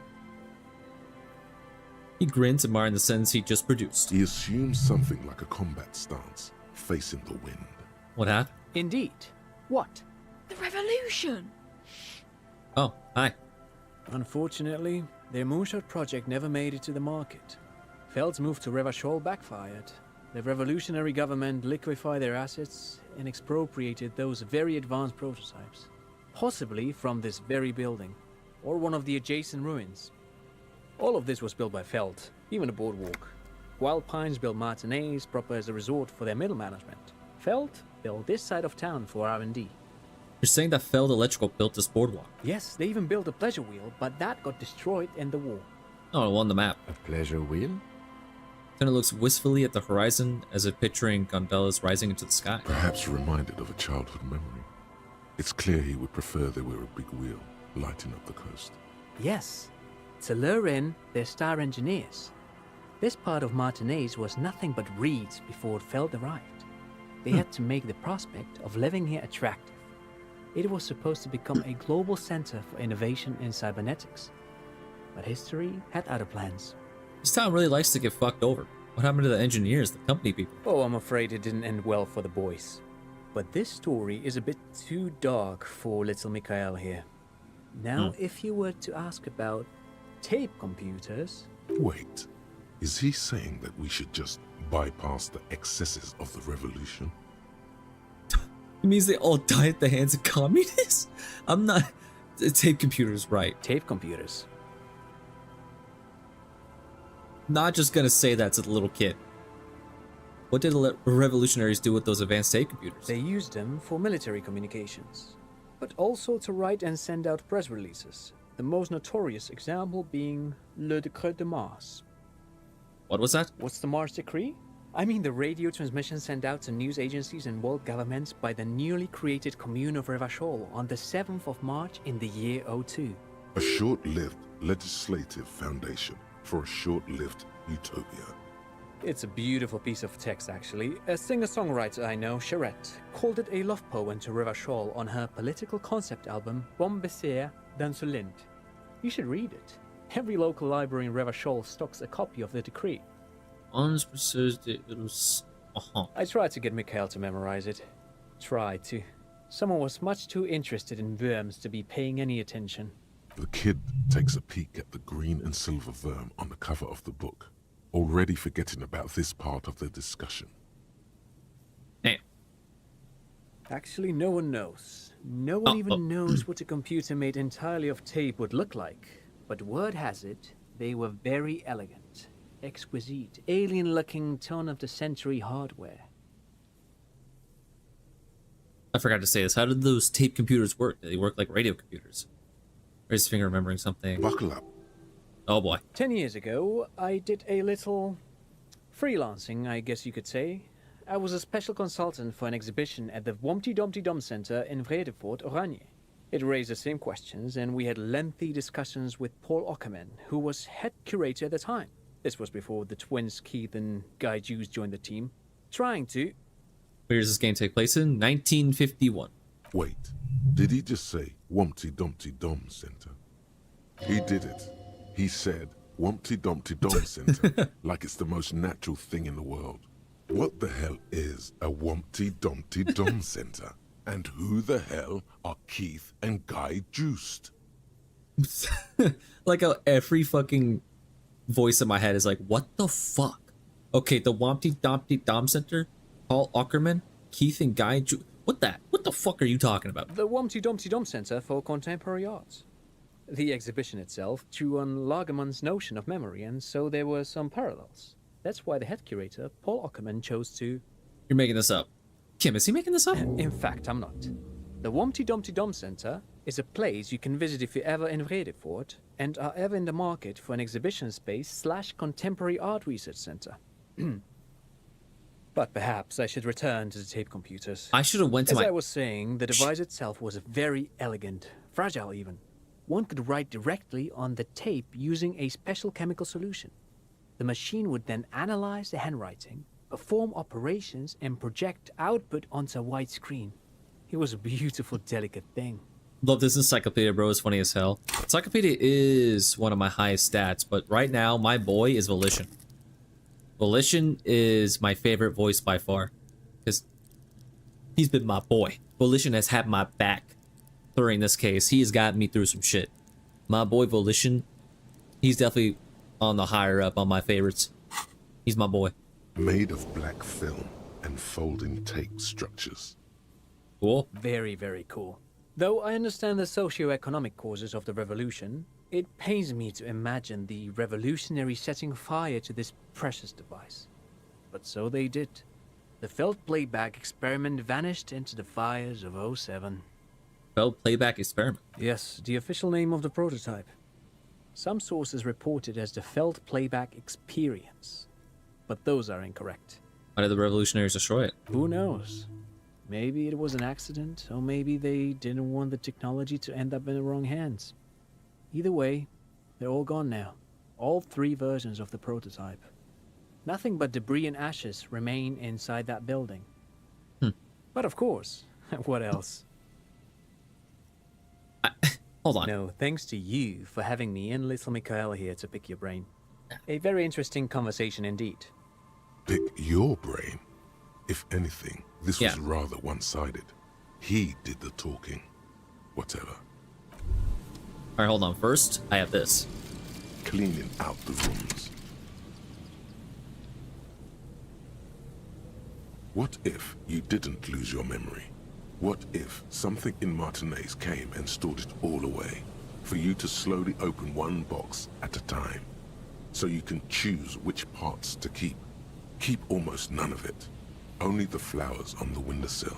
Only the distant sound of a radio. Lose all the actors, the dark shadows. Leave only the still lifes. The blissful distant wash of waves. If everybody knew, you never did. She'll be coming soon. That is all. She'll be coming soon. Holy shit. Wake up in a new life by the seaside. Ooh, that was a very good one. Suggestion in Empire rhetoric.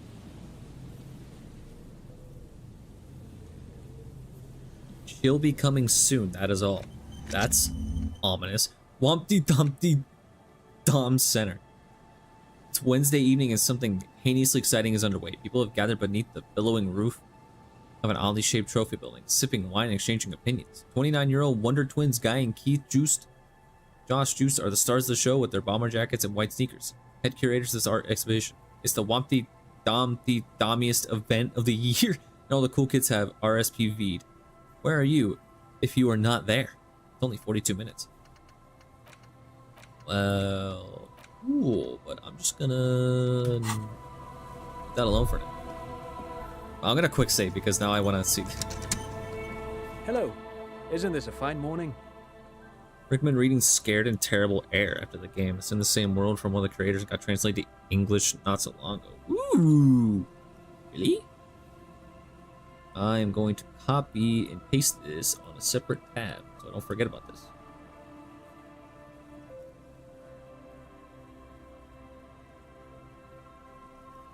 Cool, professional translation. There it is. Okay, cool, I got it. Thank you. Okay, that sounds cool. Probably check that out, of course. Thank you. You look like someone who has money. Do you have any money? I do have some money, yes, but that's not what's really important here. Pushes off like it's not a thing at all. He's not gonna give you money. What are you doing? Clearly you were just profiling. No, I mean, come on. You need the money. If it's not a thing, he can give you some. Can I have some of that unimportant money then? Oh no, I don't have it on me, officer. I was talking in more general terms. Looks uncomfortable with his left hand squeezing his son's shoulder. I'm just spending time with my kid here, showing him around the lesser-known parts of our hometown. It wouldn't be wise to carry huge amounts of cash on such expeditions. I said, give me your fucking money. Hello. Oh, time to go. Oh, Shelly, if you're still here, tell me this doesn't look like fucking, tell me when I put this in my hand and equip it, tell me this doesn't look like Soul Bad Guy's weapon in Guilty Gear. Like, tell me it does. Look at that shit. Look at it. Look at the way he holds it and look at the way it looks. This is Soul Bad Guy's weapon. Like, it absolutely is. Look at this shit. You can't tell me it's not. This is a multi-tool, but I swear to God it looks like his weapon.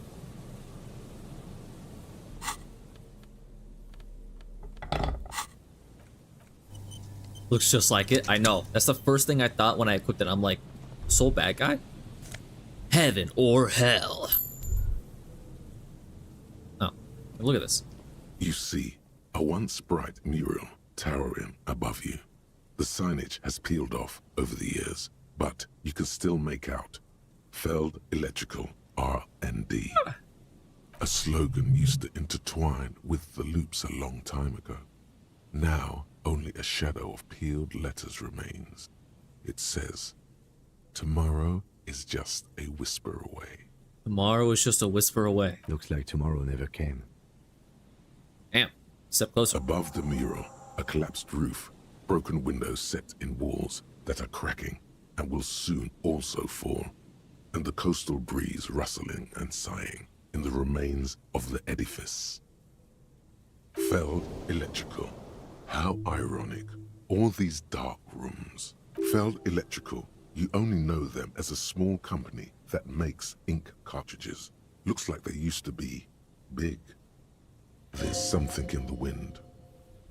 Sometimes the only way to go forward is to fail first. Could Ruby be in there? In there? She could. Or she could be in the identical room over there. Or in that boat shack. In that church tower, maybe. Why single out this one building? Holy shit. Went on a date, reconstructed execution, confronted the pigs, established the nightclub, discovered the anomaly death notification. Oh, wow. Okay, cool. Done a quick save. I'm having PTSD, not the fire move. Shelly, it's so simple. All you have to do is block or jump over it. Shelly, it's simple. It's not that hard to get over. The once bright mural Listen to the wind. Towers above you. Suddenly, all is quiet. There is no cold. Go fuck yourself. I fucking hate this game, dude.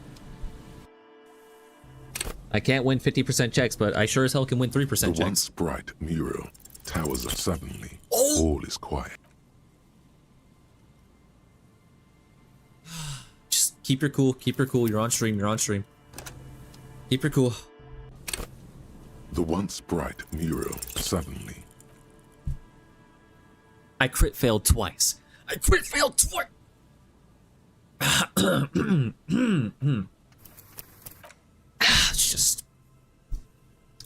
Just tuck my chair back in. All right. Himpy, do you see what I fucking mean? Himpy, do you see what I'm talking about? This is bullshit. This is fucking bullshit. The once bright mural suddenly. Oh my.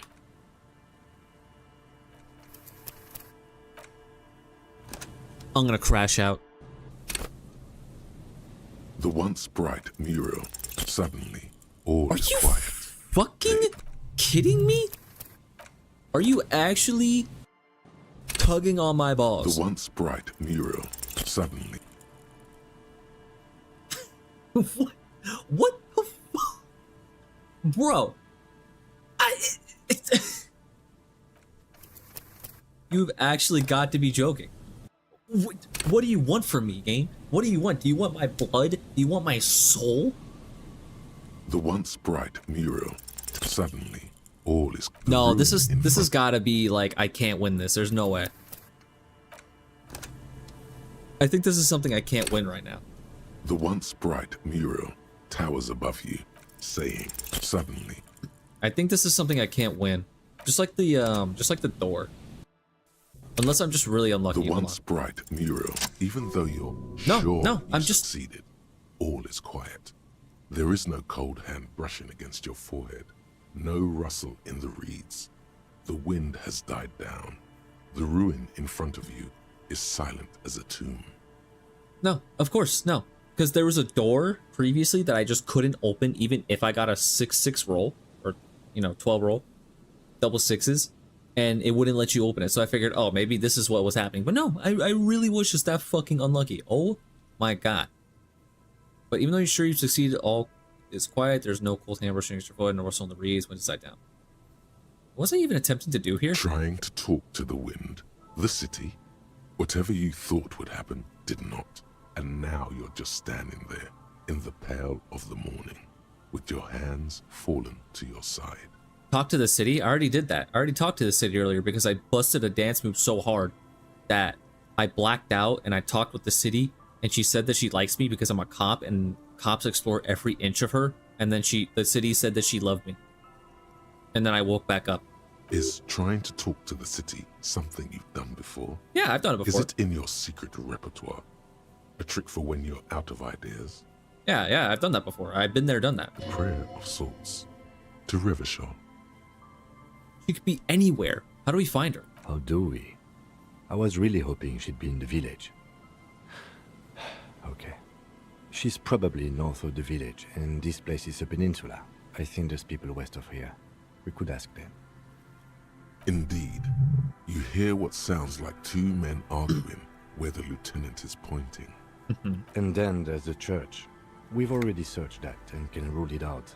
I know it doesn't feel like progress, but exclusion is a step too. Anyway, we do it the old-fashioned way, sector by sector. Go over the whole peninsula, ask the locals, enter the places where we can enter first, like we did in the village. And if that fails, if we don't find her? Then, if we're desperate, we can look where we can't enter. Bunkers, storm drainage, this place. I'm sure it won't come to that. Walk the coast, the old boardwalk, the reeds. You can always come back here and talk to the wind again. Huh. Look where it already got you. Hey, yo, you what now? Listen, if you want to go back and look at the VOD, you can, but that's all you get. An adventure awaits. An adventure on the windswept urban coast. Listen to the wind again? Sure. Shivers has really beautiful The bits. once bright mural. I don't really get to listen to Shivers at all because my physique is so fucking low. So I don't really hear anything from physique a whole lot. The once bright mural towers a breeze like a quiet sigh. I mean, do I really need to listen to Shivers again? I mean... The once bright wind. mural towers a breeze. God, dude. Oh my god. Oh my god. The once bright mural. Suddenly, there's a sigh, carried on the molecules around you, moving, flowing from high pressure to low pressure, like that of a woman emptying her lungs. She wraps the collapsing stone box in front of you in her breath, flowing through it. Where does it go? In through the collapsed roof, flowing down a concrete staircase to the basement, sweeping away footprints in the dust on the stairs, and then the beach below the boardwalk, its winding tunnels, a whisper away. What is happening? She's down there. I think she's down there, below this building. Why?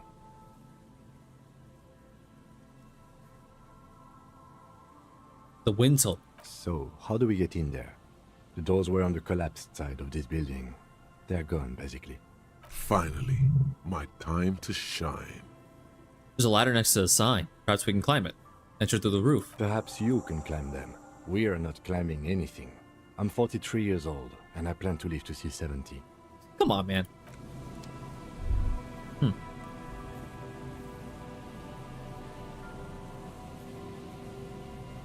You're like Rick when he did the deed with a whole planet. No idea what you're talking about. Only difference is you did it with the city. Hey, I did nothing with the city, okay? I did not have sexual relations with the city. Alright, buddy? Calm your horses. The power box, it charges nothing now. It's empty. Let's walk the path. No way on from here. Here. From here. My balls haven't dropped yet.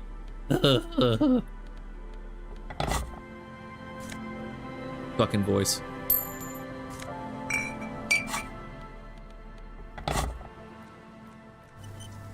How do I stop my voice from cracking like that? What the fuck? Maybe I just have to talk in a deeper tone. I just have to talk like this from now on. In a deeper, more hushed tone.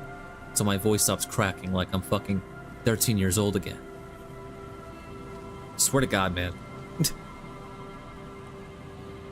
Have you never seen that Rick and Morty episode? I haven't seen a Rick and Morty episode in general. I've seen like a couple, but that's because my brother really liked it.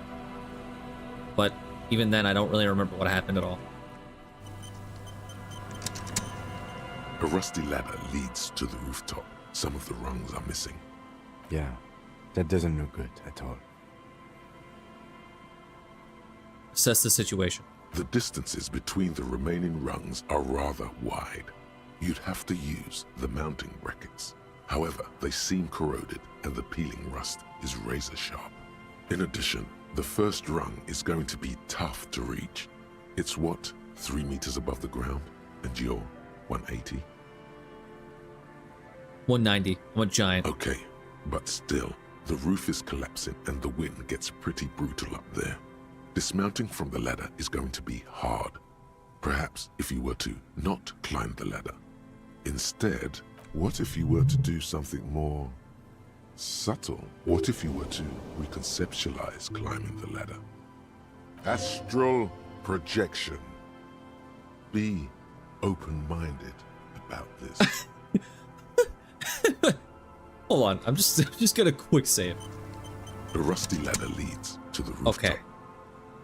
What if I don't climb? What if I just teleport? Teleportation is not a thing. Teleportation is a thing. It just needs a bit of concentration. Okay, let's say teleportation is a thing. Wouldn't you need some kind of scientific apparatus to create a teleportation field? You can't just do it without apparatus. What are they talking about? Teleportation, Mikhail. It's generally thought impossible. Didn't have much in Shivers in my first playthrough too, playing to put more points into it when I decided to replay the game one day.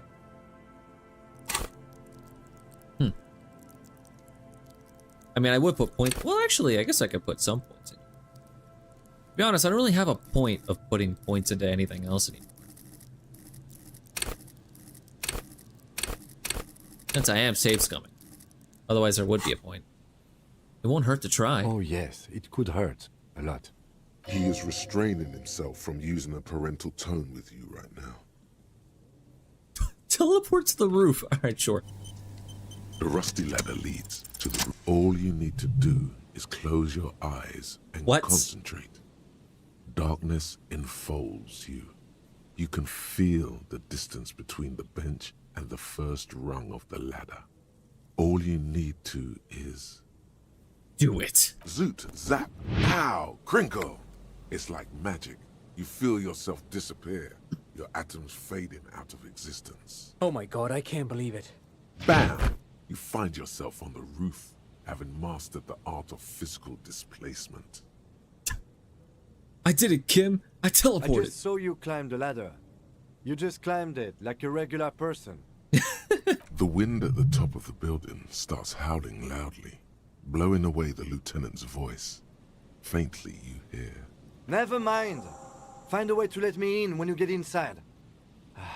Don't go adventuring without backup, especially if we think the suspect may be hiding here. Well, first of all, taking this, I'm putting the fucking heat on me.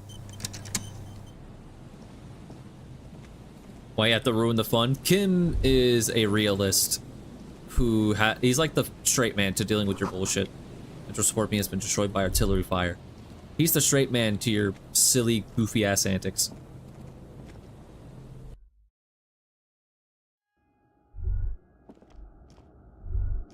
I thought he teleported. He definitely did not. The postcard. Glasses covered with grime and dust. You can barely see out.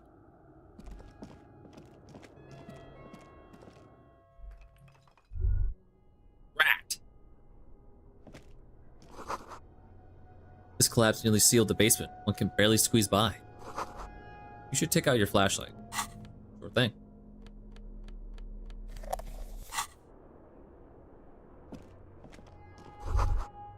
Antiquated office furniture, last century maybe? Brought down and forgotten so long ago. The overturned table was covered in orange mildew, crawling with something. Old file folders in the cart, documents silvery with mold. Here's a thick, dusty panes for glass. Ooh. A suit jacket. Oink.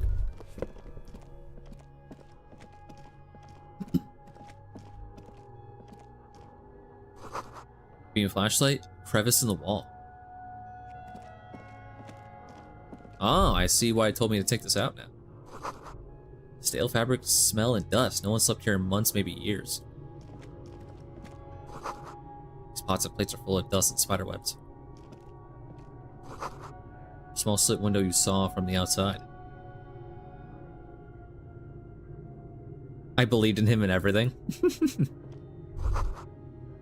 Revolutionary propaganda on the bunk bed. Ancient flyers and brochures. Could this have been the killer's hideout? And this narrow window, the point of origin of the shot that killed the mercenary? Peek out. Outside the window, the day is clear and as mild as can be in early spring. Would this have been a good hideout for a sniper? It's a good place to hide, but doesn't look like anyone has stayed here in a while. Is it feasible to hit a target in the whirling in rags from this window? No, it's not. No matter how you crane your neck, you can't see the whole of the whirling in rags, and certainly not the relevant segment of the top floor. Okay. A mustachioed and mutton-chopped man, amateurishly depicted, gazes at you with sad eyes. A plaque reads, K. Mazov. There is a spider web in the lower left corner of the portrait. Graz Mazov, nom de guerre, was an economist and a theoretical historian. He was a leading figure in the Grad side of the turn-of-the-century revolution, where he headed the 9-day government. Mazov is considered the father of scientific communism, Mazovian thought, or Mazovianism. First the dust off the portrait. Years' worth of dust is shaken off. The full head of hair, matched by an ample moustache and sideburns, look a bit silly. Look a bit silly. Oh, yeah.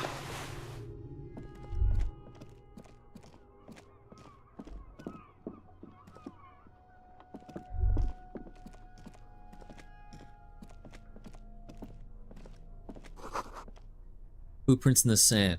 One of the souls appears more worn than the other. I'm gonna go with the other one. Tunnel collapse, you'll have to find another way around. Son of a bitch. Something in the air. Unnatural buzzing.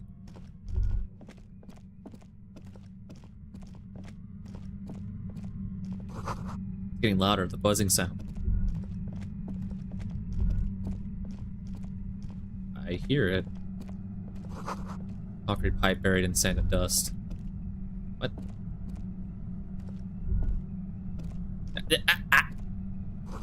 It feels strange. Money! Money!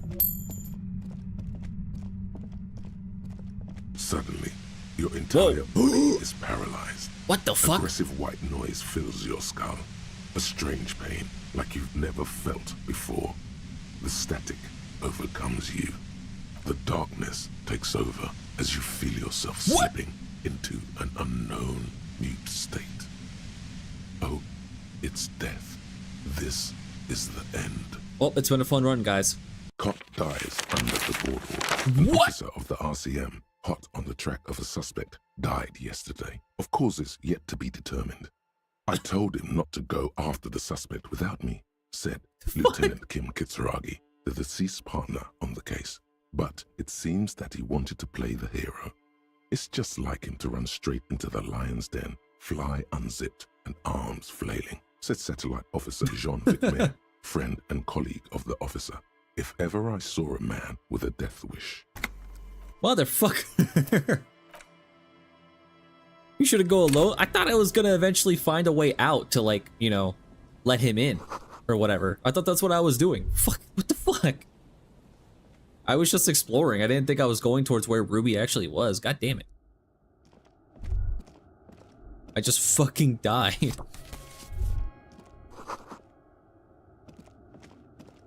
Jesus, I thought I was finding a way out. The fuck? This just leads back to where I was, right? Yeah, okay. Jesus Christ, I just died to static. What the fuck?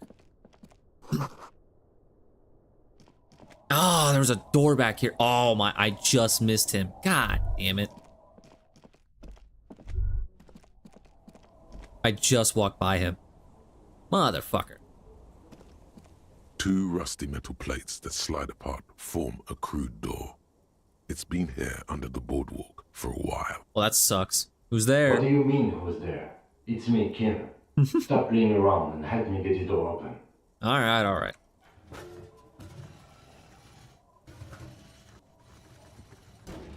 The doors seem to be on rails, but they've gotten jammed.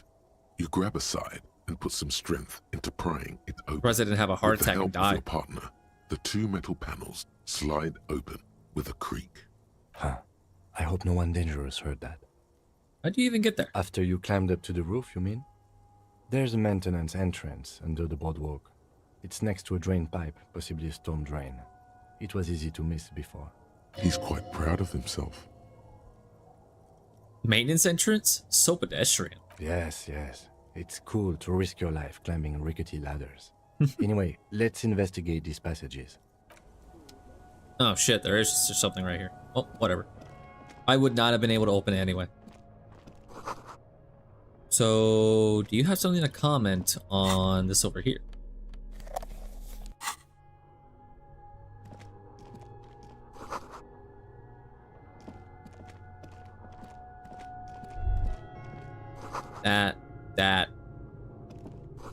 This.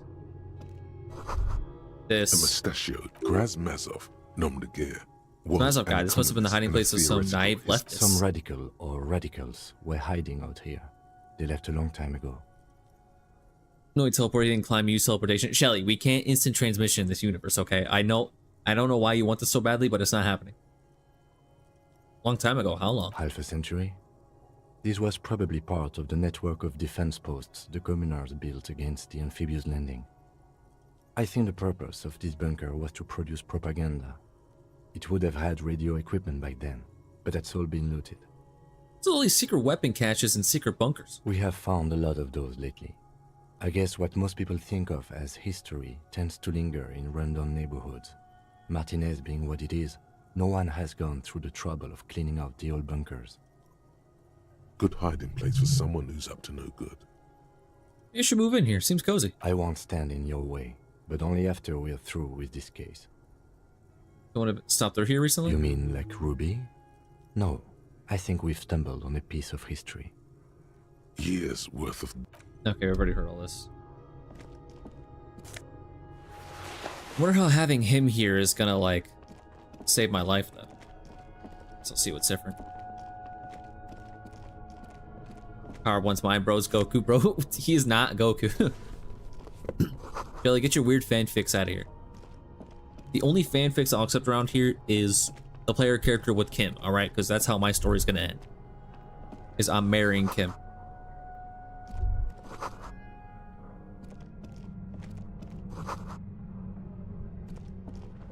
Hope tastes even more dangerous, so Kim is still right. Then I'll get to writing. Stick with your drawing. There it is again, like a swarm of hornets buzzing under your scalp. A strange tingling you can almost smell. Lieutenant, do you feel something? No. What do you mean? A pain, a strange tingling. I don't feel it, but we should still be careful. There were footprints back there, and I'm pretty sure they were fresh. Hold on, you really don't feel anything? No, but you are the sensitive one. It's not a quib. The situation is dangerous. I saw them two in the sand back there. Do you think it's our suspect? Possibly. If she isn't here, we need to plan our next step carefully. What do you mean? Once we detain a credible suspect, who knows what the Union and the Wild Pines will do? We'll set in motion events we have no control over.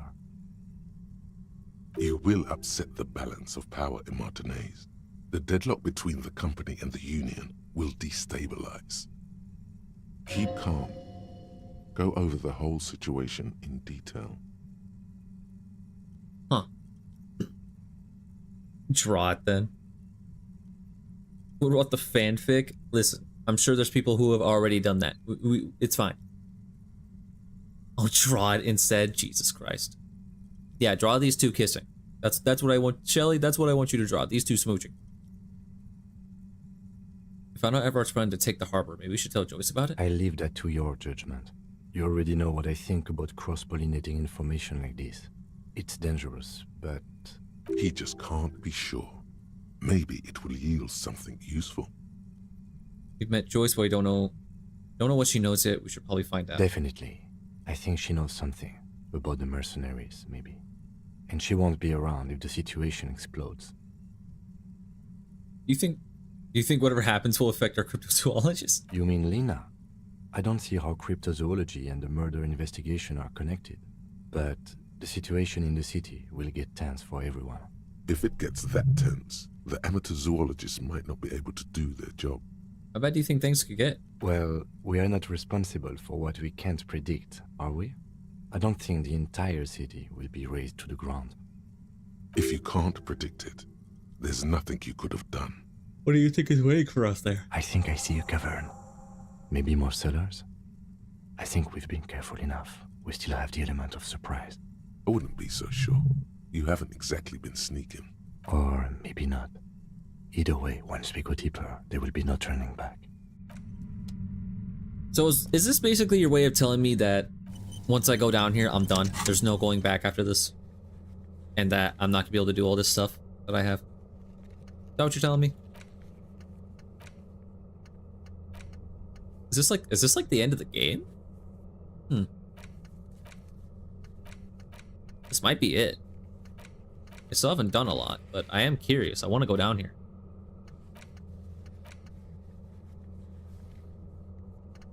Oh. No, union and cryptozoology business might end when you do. Might end. Union? Do I still have anything to do with the union? Not really. I feel like I'm done with the union. I don't really have anything else to do with them. Although I do need to do the cryptozoologist thing.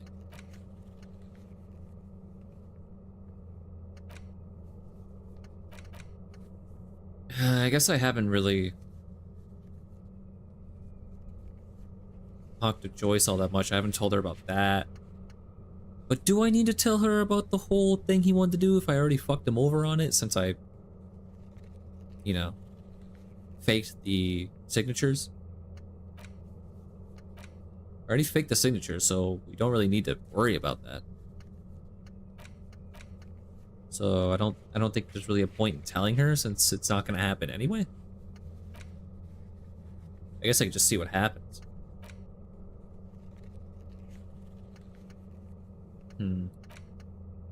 I guess I should go do the cryptozoology thing before I do this though.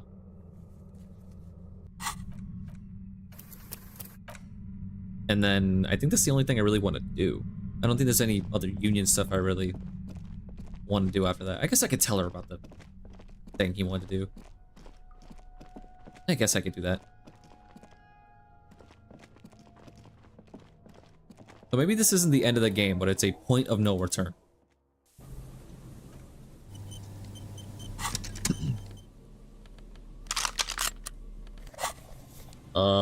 I mean, fuck, where is he though?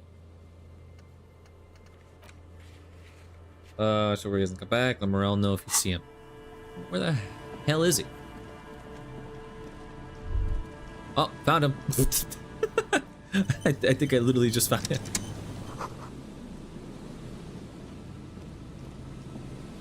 Here we go. Oh, nice yeah, cool. and easy. No way out, little guys. Not out of this jam. That was easy. There's a cylinder on the ground in which the man is arranging some netting. It looks like some kind of trap. He notices you. That was fast. It's like one of those, you know, those moments where you're like, you have your phone in your hand with the flashlight on, and you're like looking under your bed and shit. You're like, where the fuck is my phone? And then you're like, oh shit. It's kind of like that. Who's there? Oh, the police. Hello, officers. His self-conscious enthusiasm renders his movements ungainly. He looks like your understanding of a scientist. Is that the police? Why are the police here? Don't worry, Gary. I'll handle it. Crypto-fascist. You must be Morel, the cryptozoologist. To what do I owe the pleasure? That's sarcasm. Pleasure. He takes no pleasure from your appearance. Lena sent me. She's been really worried about you and is waiting for you to get back. Of course. Thank you for passing along the message. That damn water lock is broken, and we can't go all the way around the 881. The 881 is a raised motorway that separates Martinez from Jamrock. The labyrinth of streets underneath it makes it difficult to pass, not like walking over a nice water lock.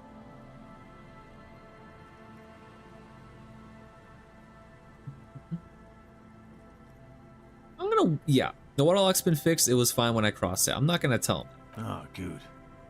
We should really be getting back. Gary could use a hot shower and a warm bed. Did he say we can go back now? Yes, Gary. We can go soon. Yes, If you Gary. see Lena, tell her I won't be long. Sir, your wife is waiting for you. I just have to do one more round. See if the phasmid has taken the bait. Then we're going. For all his passion, this man is diligent and patient. You could learn things from him. Tell me about this phasmid you're looking for. Well, first of all, it's damn difficult to find, which is why we've been knee-deep in the reeds laying traps for it. What makes it so difficult to find? Good question. Being a phasmid of the order Phantasmodea, a ghost insect, it disguises itself as plant matter. In this case, the reeds. Awful lot of reeds around, aren't there? And I suspect it may have also developed other specialised techniques to protect itself from predators, or scientists, in our present case. What sorts of specialized techniques is the phasmid using to hide itself? It's my hypothesis that it has evolved, but I cannot Oh, describe whoops. how these defences work, much less how they evolved, without studying a live specimen. I actually clicked. My hypothesis that it has evolved certain electrochemical defenses that allow it to interfere with the animal perception, impeding pattern recognition, confusing the visual cortex. You go for a bit, be back later? Alright. See you later, Hippie. I might be offline when you get back, but it depends. Depends how much longer I go for. Yes, it makes perfect sense. You're beginning to suspect there's something paranatural about this phasmid. How big is this phasmid? I'm expecting it to be quite giant. One known species of phasmid, called the Megaphasmodea zoensis, is about the size of a grown man's forearm. So, Huh. Why are you so interested in this stick bug? Doesn't seem to be as colorful as some of the other cryptids I've heard about. typical rookie assumption. Insects are much more sophisticated creatures than those unversed in zoology give them credit for. Even simply catching a glimpse of the Insulindian phasmid would be the apex of of any cryptozoologist's career. But to study it and its defenses, find out how it stayed hidden so long. What have you discovered about it so far? Very little, I'm sorry to say. No one's ever captured a specimen, so all our information is based on first and third-hand accounts. So no one's ever found one? Not yet. That's what makes it a cryptid. Just out of curiosity, if there's no proof of its existence, how do you know it's real? I know it's real. Oh. Producer just says briskly enough that even he seems taken aback by it. It's clear that his obsession with the phasmid is driven by something more than the pure pursuit of scientific advancement. By which I mean, I've heard enough first-hand accounts to believe quite firmly that the Insulindian phasmid is more than mere superstition. Luna said there's been sighting of it here in Martinez. Yes, the most recent sighting was by a couple of teenagers along the coast here. That's what brought us to Martinez specifically. It's the first credible sighting in several decades. Admittedly, it's an unusual location for this species, but with all the sewage runoff upstream, it probably doesn't matter much anymore. Maybe the Insulindian phasmid has died out? I have to resist the thought. Such an extraordinary creature is doubtlessly highly resilient. After all, it's generally thought to be capable of parthenogenesis. He means asexual reproduction. The females of the species don't need to mate to produce viable eggs. This makes it easier for a species with a small population to survive. Females reproducing without males, a travesty, a crime against passion and common sense. Nature does not concern herself with ethical propositions. As a scientist, my interest is strictly dispassionate. Tell me more about these traps. Well, they may not look impressive, but Lena designed them quite cleverly, so I'm sure they'll do the trick. Lena designed the traps? Yes. How do the traps work? Simple. Attracted by the locusts, the phasmid crawls down the funnel and, having eaten its fill, can get back out. At least, that's the intention. The net isn't a perfect solution, but we didn't want to use anything that might damage the specimen's delicate exoskeleton. What are you using as bait? Locusts. Nearly all known phasmids are herbivores, of course. But we've hypothesized that the Insulindian phasmid might occasionally prey on other insects. Inside the traps, a number of locusts crawl and tumble over one another in a tiny, chittering swarm. A meat-eating stick insect? Does it pretend to be the reeds as part of its ambush behavior? This seems unlikely. A carnivorous stick insect seems unlikely. Thank you for your opinion. We have also included plant material in the traps to satiate your skepticism. Not a big fan of skepticism, this one. What do you do if these traps don't work? They'll work, I assure you. Right. The predatory hypothesis, using locusts as bait, accounts for the failure of previous efforts by other teams, which use plants. We have given this some thought. The traps do seem to be deftly and thoughtfully constructed. It's clear the cryptozoologist's wife knows what she's doing. Let me ask you about something else. Yes. What? Lena seems pretty eager for you to return. And I'm eager to return to her, I assure you. But I can't leave before we finish with these traps. My wife understands that just as well as anyone. Come on, Morale. We've been soaking out here for days.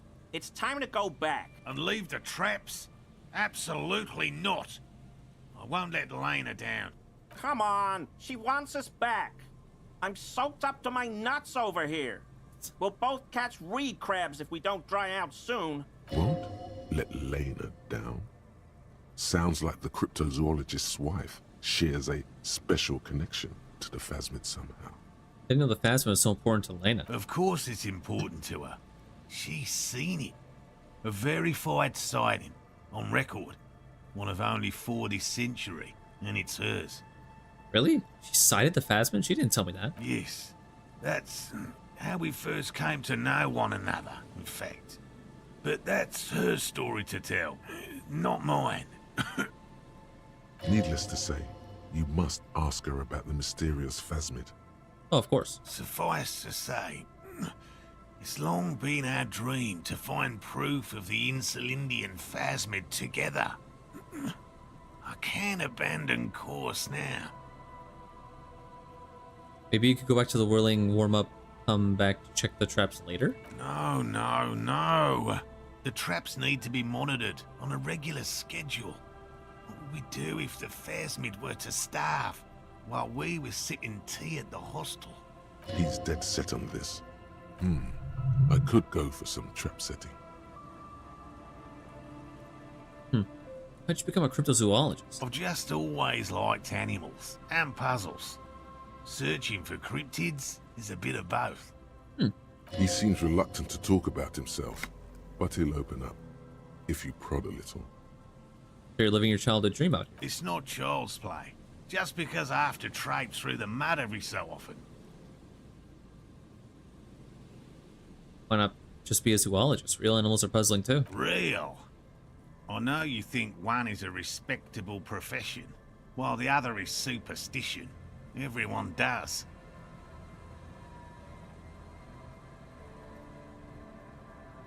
Zoology does seem like a lot of wishful thinking. My methods are the same as those of other scientists. I simply draw upon a wider variety of evidence, and I have more hope that something truly surprising might happen. And has anything truly surprising ever happened to you? No, as I said, I have yet to catch a cryptid, although I have come close. Close. What? Interesting. Something for later, this close call. The subtitles were different, so I ended up skipping it. God damn it. What evidence do you use? Everything from forgotten regional lore to newspaper accounts, like the one that brought us here, to look for the phasmid. I keep a very open mind. He's interested in things that people believe that scientists don't. You think other scientists don't listen to ordinary people enough? Most establishment scientists only care about reputation. and remuneration. Not real research. And certainly not the truth. They're a cowardly lot. And both the field and basement archives can be dangerous places. So you have never discovered a cryptid? No. Very few cryptids are ever discovered, and not for a lack of trying. To stay hidden is a cryptid's primary quality. It's even in the name, cryptid. So how many cryptids have been found? Of the list of cryptids kept by the Cryptozoological Society of Chemnee, which is 4,082 items long, about 2,000 have been confirmed as hoaxes. 2 are categorized as confirmed discoveries. The rest are in differing stages of discovery, refutation, and data collection. Only 2 have been proven to be real. Yes, the Chateau Quan forest pygmy, who turned out to be an extinct species of primate, and a cave salamander from Yugograd, who is, honestly, quite unremarkable. Wow. It's in a zoo somewhere. We cryptozoologists are brutally honest with ourselves. More so even than the public. With cryptids, most cryptids are hoaxes or they are never found. That does not mean we should stop searching. 2 out of the 4,000 is not even 1%. In fact, it is 0.05%. Ever more magnificent, should our search contribute to making that number 0.075%. You sure are determined. He has clearly done his math on this. There is no surprising him or swaying his opinion. Thanks for explaining that. Now, about something else. Yes? Let's talk about specific cryptids. All right. What cryptids precisely? I usually discuss these things with specialists, so I don't know what. We would have to discuss. He wants to say, but decides against it. You need to ask him about specific cryptids. Cryptids you've heard about from Lena or his friend Gary. He won't just talk. We got a lot of cryptid talk. Which cryptid did you almost catch? You said before that you almost caught one. A willow person. It's a long story. One non-specialists would find rather dull. Why is always Australians who like discovering new creatures? Because, dude, they live in Australia, the homeland of weird, crazy shit that fucking will kill you in a split second. Australia's full of fucking bugs, insects, and shit that'll just murder you. Are you kidding me? Australia is a fucking, like, Mad Max land of weird shit like that. Like, they step outside their door and they could be killed by a poisonous scorpion that'll kill you if it stings you in like 2 minutes. That's just how Australia is. They're just used to seeing weird shit like this on a normal day-to-day basis.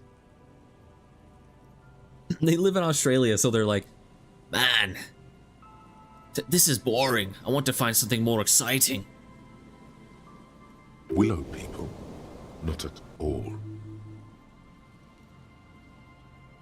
What are willow people? They're not people, really. Some argue they aren't really animals, as they seem to have evolved directly from trees. Trees? They're very, very thin, almost flat in fact, and can camouflage themselves easily, wrapping themselves around trees and blending in with the tree bark. In that way, they're not too dissimilar from the phasmid we're looking for here. Wait, so I may have seen these willow people without knowing it. You probably have. How'd you almost catch a willow person? Gary and I painted an entire grove's worth of trees in slow-drying paint. It was a bright lavender colour. I was hoping one of the willow people would get paint on it and not be able to camouflage itself.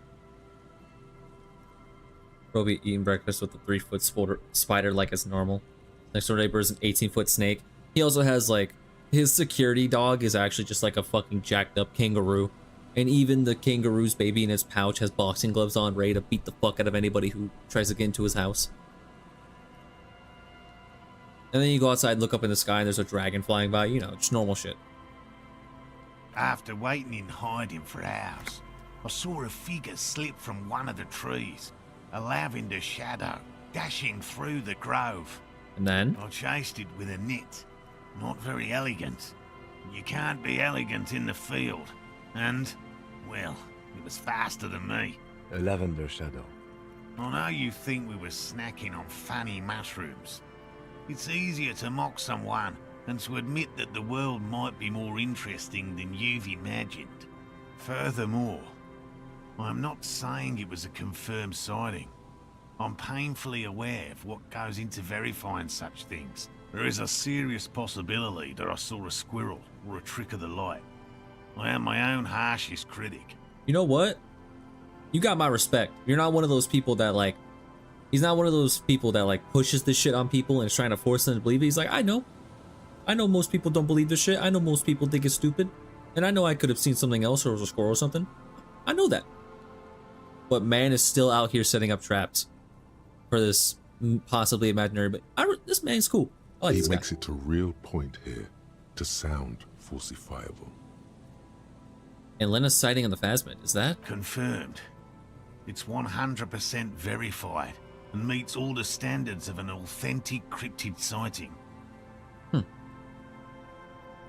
respect this man. This man seems very chill. He seems cool. But I love hearing about this kind of stuff, not just in games, but in real life too, about like cryptids and shit. Even if I don't, you know, believe in any of it. I don't believe in any of this shit, but I just think it's interesting to learn about. That's why I love like SCP so much.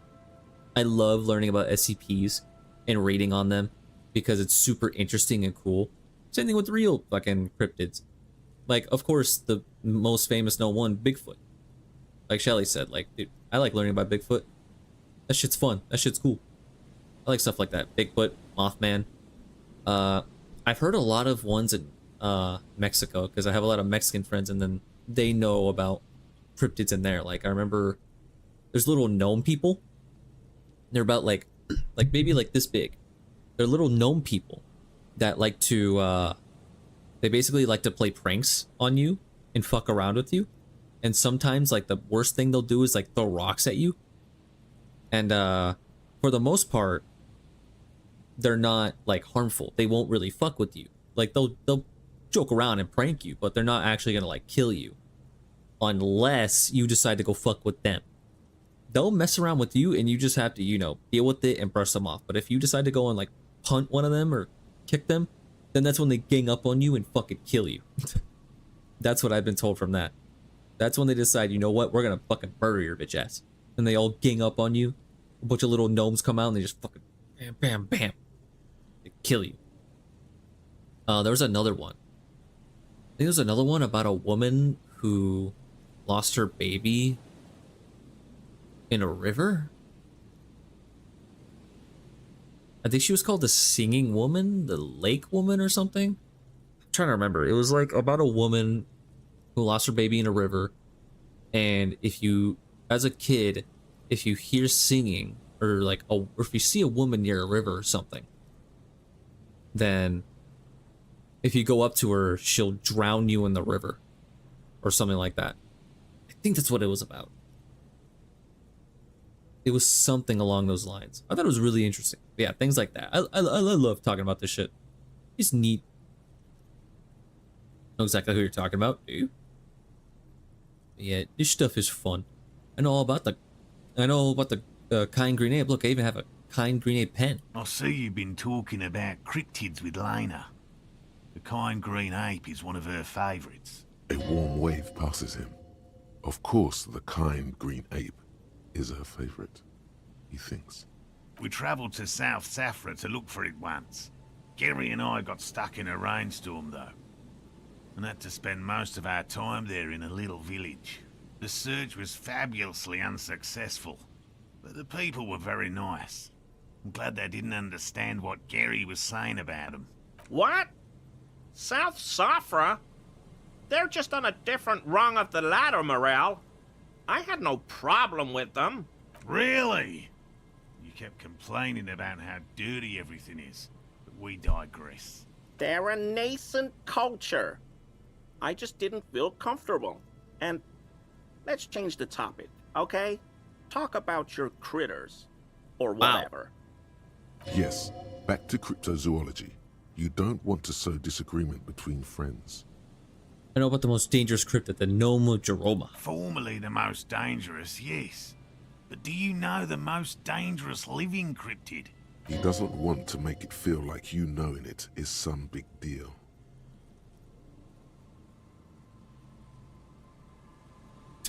They must be the evil apes duking it out on a giant ball. The what? The evil apes. I suspect I may be one myself. Oh, you're just talking about humans. Well, yes. We are quite dangerous, but we're hardly cryptids. The most dangerous cryptid is a carnivorous ruminant, known colloquially as the dread moose.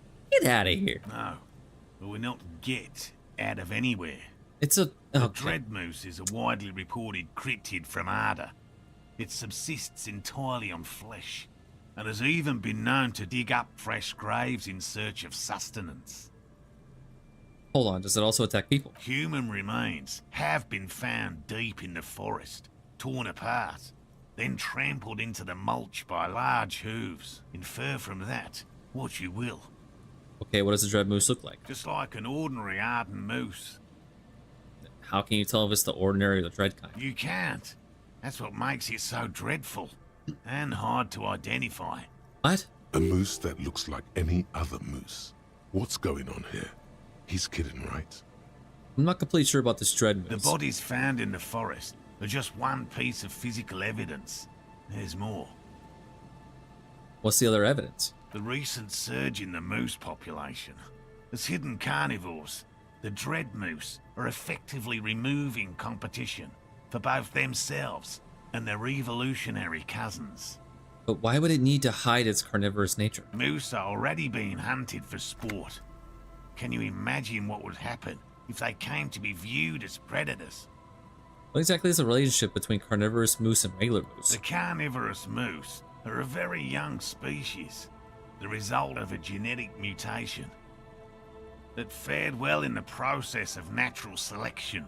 It makes sense that such a majestic animal with natural weapons, antlers, would come to rule the forest. The only strange thing is that it took so long. Are there any reliable eyewitnesses accounts of a moose killing other animals for food? One slaughterhouse at the outskirts of the woods in Vasa reported that its staff kept seeing moose in the distance. Definitely on this game on my wish list. The game is so too cool. I was supposed to sleep an hour ago, but I can't sleep because this shit is too good. Jesus Christ. The moose would just stare at the building, as though they were waiting for something. Its eyes bloodshot and full of cruelty. Are you just in bed on your phone watching this right now?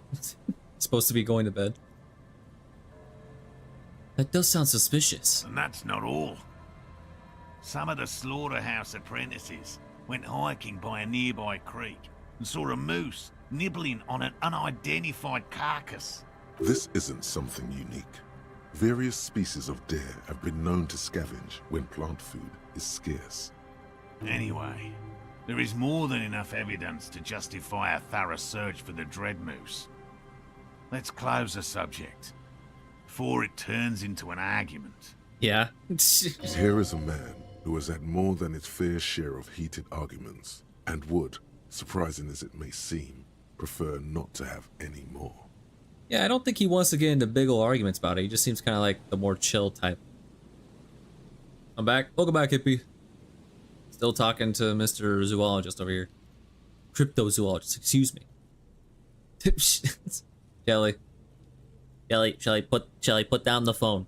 Shelly, put down the phone and go to bed. You could just watch the VOD later, Shelly. Put down the phone. I know the biggest cryptid.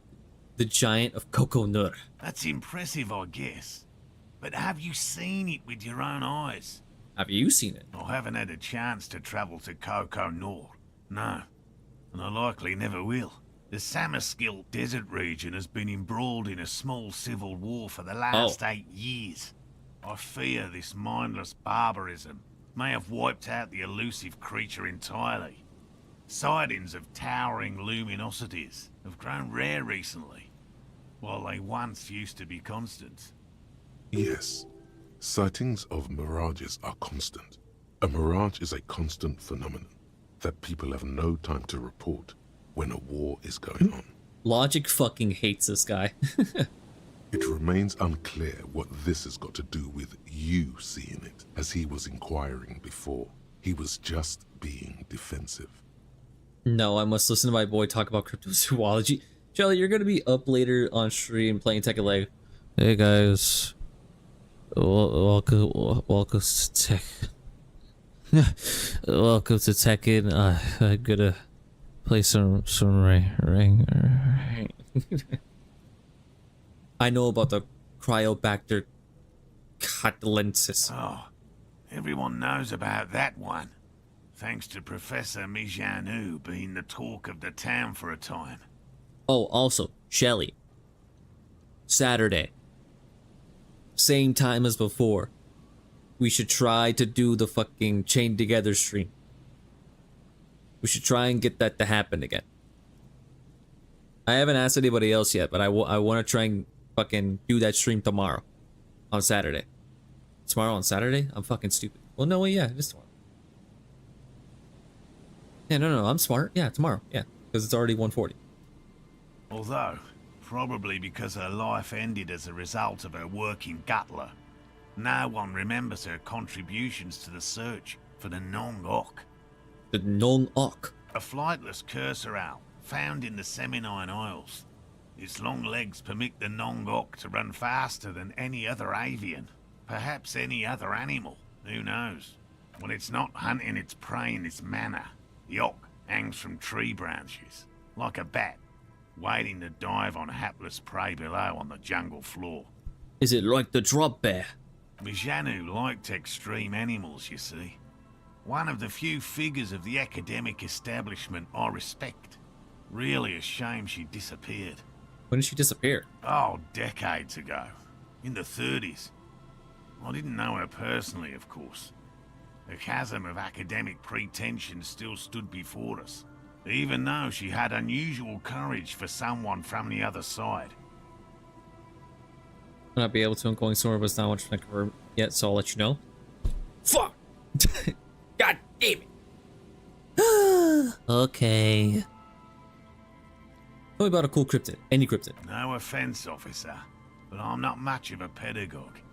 I don't know what I would have done if Lena hadn't persuaded me to go back to field research. You should ask her if you want interesting stories.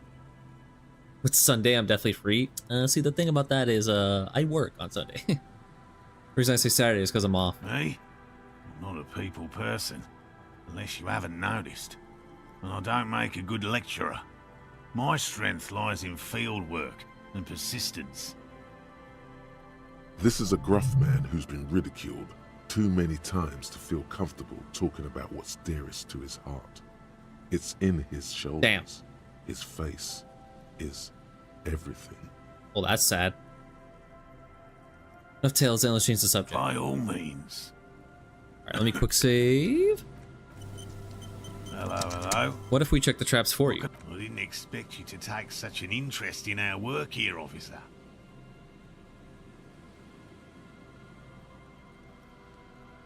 I'm all in with this cryptid shit. I'm hooked. Caught the bug, I see. It's easier to get caught up in the search than you'd imagine. My partner was joking. We are on the search of our own.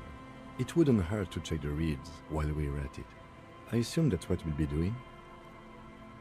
Oh yes, officer. Very much so. The traps are all in the reeds. That is where we expect the phasmid to prowl. We'll do a late night stream on Saturday. Could also do that, yeah.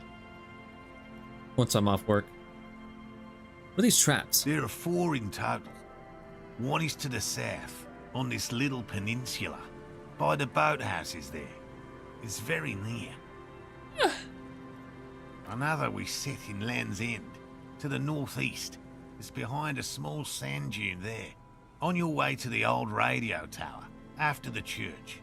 The third is set near the canal, where you crossed, by a concrete slab.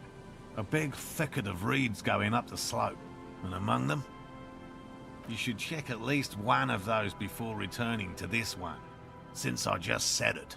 This one's more of a technicality, but still, better safe and stupid than sorry. What do I do if there's a phasmid in one of the traps? Bring it to me at once. Just make sure the trap is closed tight. He's not comfortable with the possibility that you'll claim the find, but he's lying about this even to himself. What if I encounter the Phasmid in the wild? That's highly unlikely, officer. But in the event you do, I'll spray you with a pheromone mixture I developed. It's made of musk and research chemicals. The pheromone should attract the insect to you, or at least prevent it from bolting at the sight of you. It's quite potent. Will last you about a week. Lay it on me. Thick. Douse you with a non-smelling spray, double helping as you present your other armpit, and then gives you a satisfied nod. I hope you're not buying this. It dispenses it without letting you touch the canister, so it would be precious like holy water. It is precious. A single dose cost me 50 real to develop.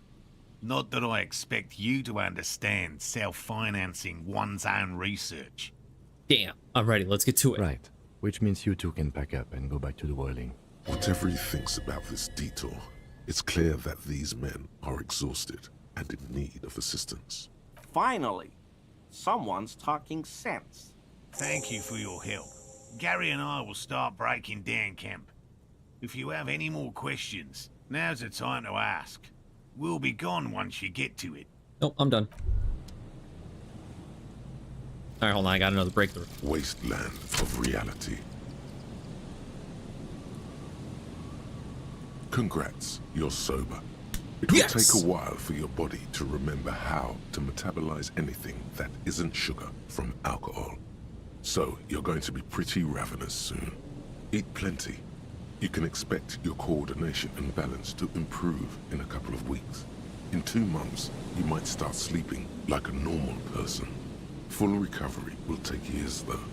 It'll be depressing, and it'll be boring. Don't expect any further rewards or hand claps. This is how normal people are all the time. Holy shit. Insomnia, sober, boring, but one psych. Return of the self. Oh, I am now sober. Sober and boring. What the fuck, you game? I'm learning the cold and Makwa. I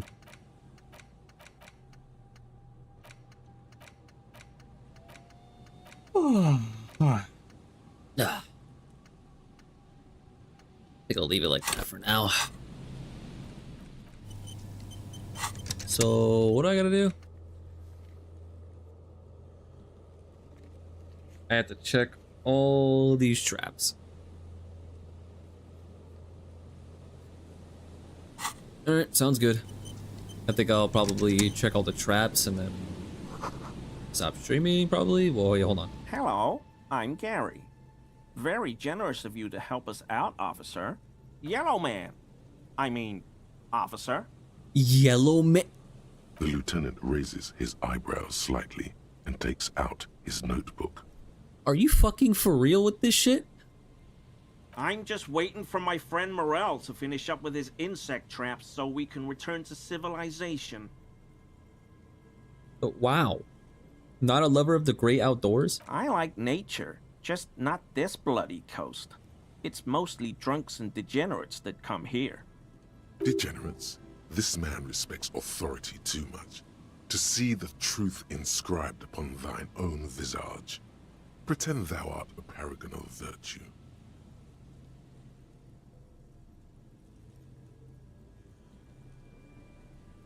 Degenerates. I've been trained to identify the slightest hint of degeneracy by the preeminent authority on it. Oh, I didn't mean it in any scientific way. Serious question time. This man is no innocent. No one is. You were surprised to see my colleague, Lieutenant Kitsuragi. Not many Sealites here, or anywhere, other than Sail. I meant no offense, truly. You have a problem with Seolites? No, no problem at all. Right. You a cryptozoologist too? No. I help Morel with research sometimes, and I've learned some things along the way. But I don't usually go in for picnics like this on my own. What does he do then? This feels like a good opportunity to dominate him. Dominate him? What do you do then if not cryptozoology? Oh, this and that. Sounds shady. Officer, I would never. I just didn't want to bore you with unnecessary detail. I work as a special courier. You know, Courier. urgent deliveries, overnight deliveries, deliveries to out-of-the-way locations. You deliver things. What kinds of things? Oh, I don't know the contents, officer. Part of my job is discretion. He's trying too hard to seem untroubled by your question. The rigidity in his posture gives him away. You deliver drugs? No. That's far too dangerous. Besides, dealing drugs isn't for people like me and you, officer. You deliver guns? No, nothing like that. I leave that to companies with hundreds of years of tradition in arms manufacturing. No need for an amateur like me cutting in. You deliver letters to secret mistresses of corporate and government officials? What do I look like? A pansy? Besides, that kind of cavorting goes against the community values that would strengthen our city. You're a simple cop asking a simple question. He can't beat around the bush much longer. Come on, man. You're not under suspicion yet, but you will be if you keep evading questions. Okay, fine. You got me. I'm a special topping pie delivery courier. What? You heard me. I deliver topping pies. It's temporary. I'm looking for another job. Not many jobs for good men out there these days. You said you deliver special topping pies? What makes these topping pies special? They're wheat-free and vegan and huge. He's thinking of a way to gain some advantage from his embarrassing situation. That's basically it. I'm a pie delivery man. How about we change the subject? I'm satisfied. Are you satisfied? Because I am. No, if I won that, could I have further questioned him? Damn. Well, thanks. Alright, well, cool. Guess I gotta go check on all these traps. 7 military blockades are riddled with bullet holes, crumbling.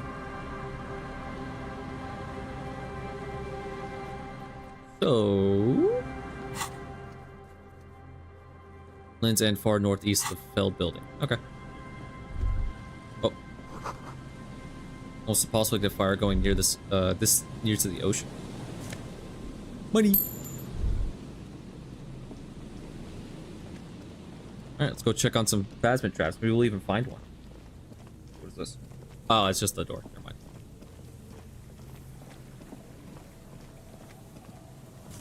Yoink.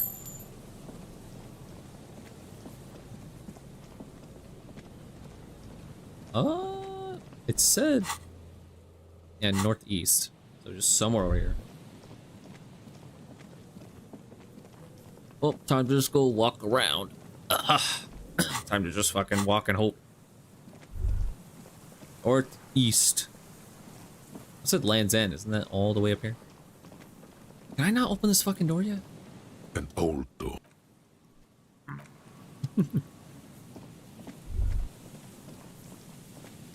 Fine. Oh! One. There's a trap in the reeds at your feet. Looks like the same one you saw Morel set before. Same mesh, same wiring. Look around. The reeds sway in the coastal breeze. They seem to be waiting for something. Reach for it. Locusts are crawling around in the trap, confused but uneaten. You see no carnivorous reed phasmid gorging on them. Big surprise. Anyway, 1 down, 3 to go. It'll be in the next one. Surely. Surely. Anyway, the air is nice and fresh here. This fucking asshole is such a... This fucking dickhead, dude, I swear to God. Dude, we better find one. We better fucking find it. Take the trap near the boathouses west of the Fell building.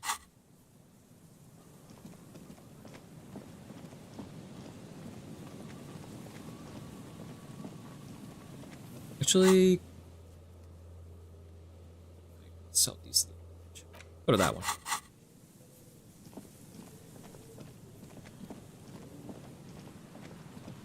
I should be able to fast travel now.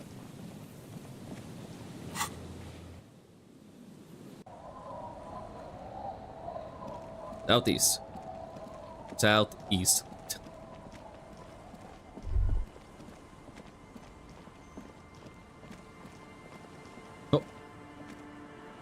Sense of life in the north, a washboard scrubs built from fabric. Yep, I already talked. What's this? The shotgun come from here, trees block the way. That's not what we're here for.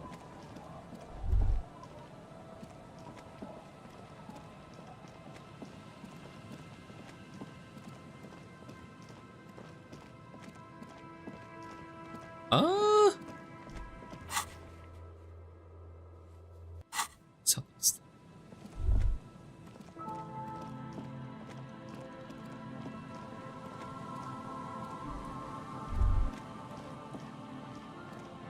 I'm actually gonna go sleep now. Yeah, I was about to say, like, I'm like, why are you still here? Oh, there it is.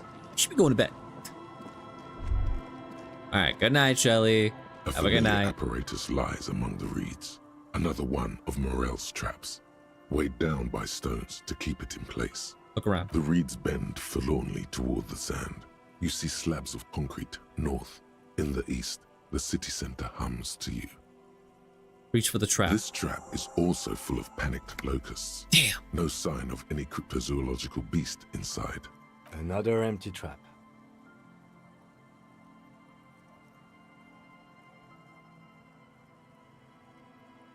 Enjoying the cardio, Lieutenant. I'm quite enjoying it myself. Always up for a good jog. Otherwise, would I still be on this case with you? That is true.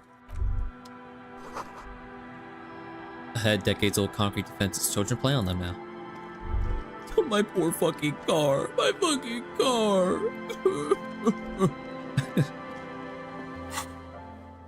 My fucking car. Man. I'm so getting fired. And the boathouse is west of Feld building.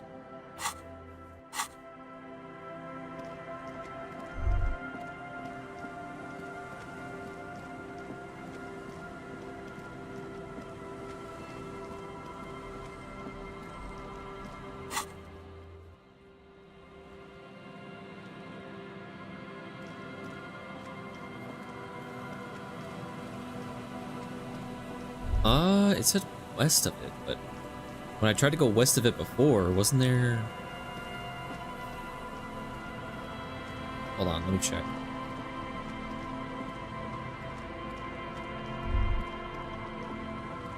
What's that? Must be the boy. Oh, shit. A metal and plastic contraption bobs up and down amidst the trembling reeds. At first, it just looks like trash, but if you look closer... That, over there. Must be the boy class you told us about. The one she hid her passport in. We should take a look. Oh, cool. Ooh, hidden things, secrets, lies. Pick up the boy. You lift the boy out of the water without much effort. It's not tied to anything. The cords dangling from the bottom appear to have been cut. Examine the plastic ball. The number 11 has been written on the yellow plastic. It hasn't been in the water for very long, but it's already discolored and slimy with silt. A latch holds it close, but only just barely. The brittle metal of the latch has cracked. Simple construction. Very unsafe. Check it. There's something in there, splashing around. Sniff it. It smells like you would expect it to smell. A concentrated version of the coast. Salt, industrial slop, and decay. Open it. A shot glass's worth of seawater pours out. Some algae, and nothing else. Well, damn. No documents. Who do you think took them? I have no idea. This is a minor quirk. We know what was in the boy anyway. Or think we do. This is a small loose end, either way. Not important, I hope. Maybe she took them herself. That may very well be the case. We should keep an eye on her. I already arrested her. Nothing more for us to do here. Let's go. You could ask the miss what she thinks. Later, if you have the time. Though you doubt she'll tell you much at this point. I arrested her. I can't ask her anymore. We're lucky it's still here a little longer and it would have floated away. We still got here too late. There's nothing of use here anymore. Doesn't matter. I don't really think it's that important anymore. It said it's west of this building, right?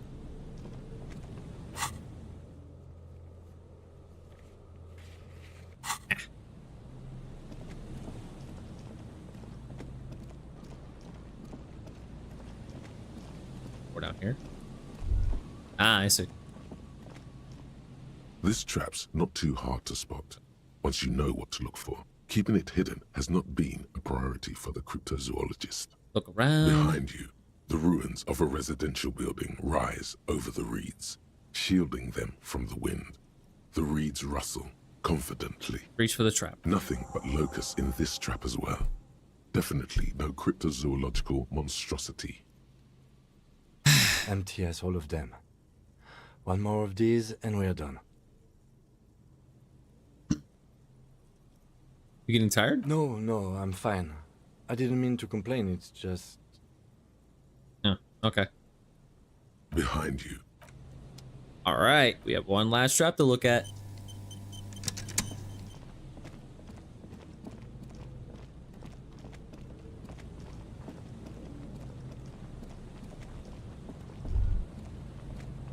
Please let it be here, please! This is the last of the traps. The one Morel just set. Checking it over, he said, is just a technicality. Look around. The reeds by the abandoned campsite hiss and shake. It's good the cryptozoologists left. This isn't a very cozy place to stay night after. Reach for the trap. The trap feels light and silent as you pick it up. Something is different here. Look closer. No locust. Oh. No phasmid either, but still. It's empty. Oh wait, look closer still. Well, the bait worked on something. This doesn't mean it was a reed monster, though. Unless you see one in there, I just see an empty trap. The netting is a little untidy, messier than the others. Like someone or something picked the trap up and shook it before dropping it back down on the ground. Actually, I do get the feeling that someone or something may have messed with the trap. Perhaps our cryptozoologists have competition in the form of an actual entomologist, or someone else is sabotaging them. I could present more theories, but then I would be taking this on as a case, which I'm not. What if it was the phasmid? What if it ate them and got out? Right. Anyway, that's for the cryptozoologists to figure out now. We are not cryptozoologists. We are cops. A cold gust of air dries your sweaty face, and you look to the dark shadow, the felled building in the distance, drawing you to it. What a strange sensation. Once this is done, should you try to ask again? Try to ask? Ask the wind? I can't do that anymore. Guess I'm done here then. I can't fast travel from here. I really wish you could just fast travel from wherever you're at. Alright, come on. Get over here. And... whoop.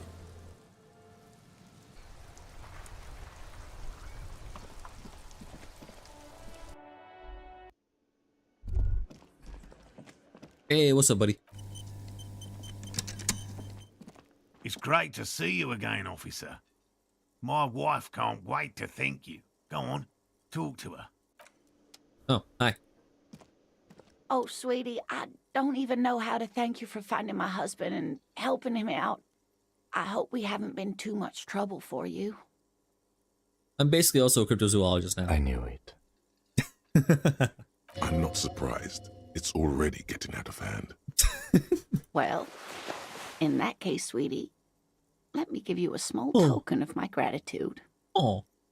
It's a tie, Mesk in origin. The pin is an antique, quite special to the cryptozoological community.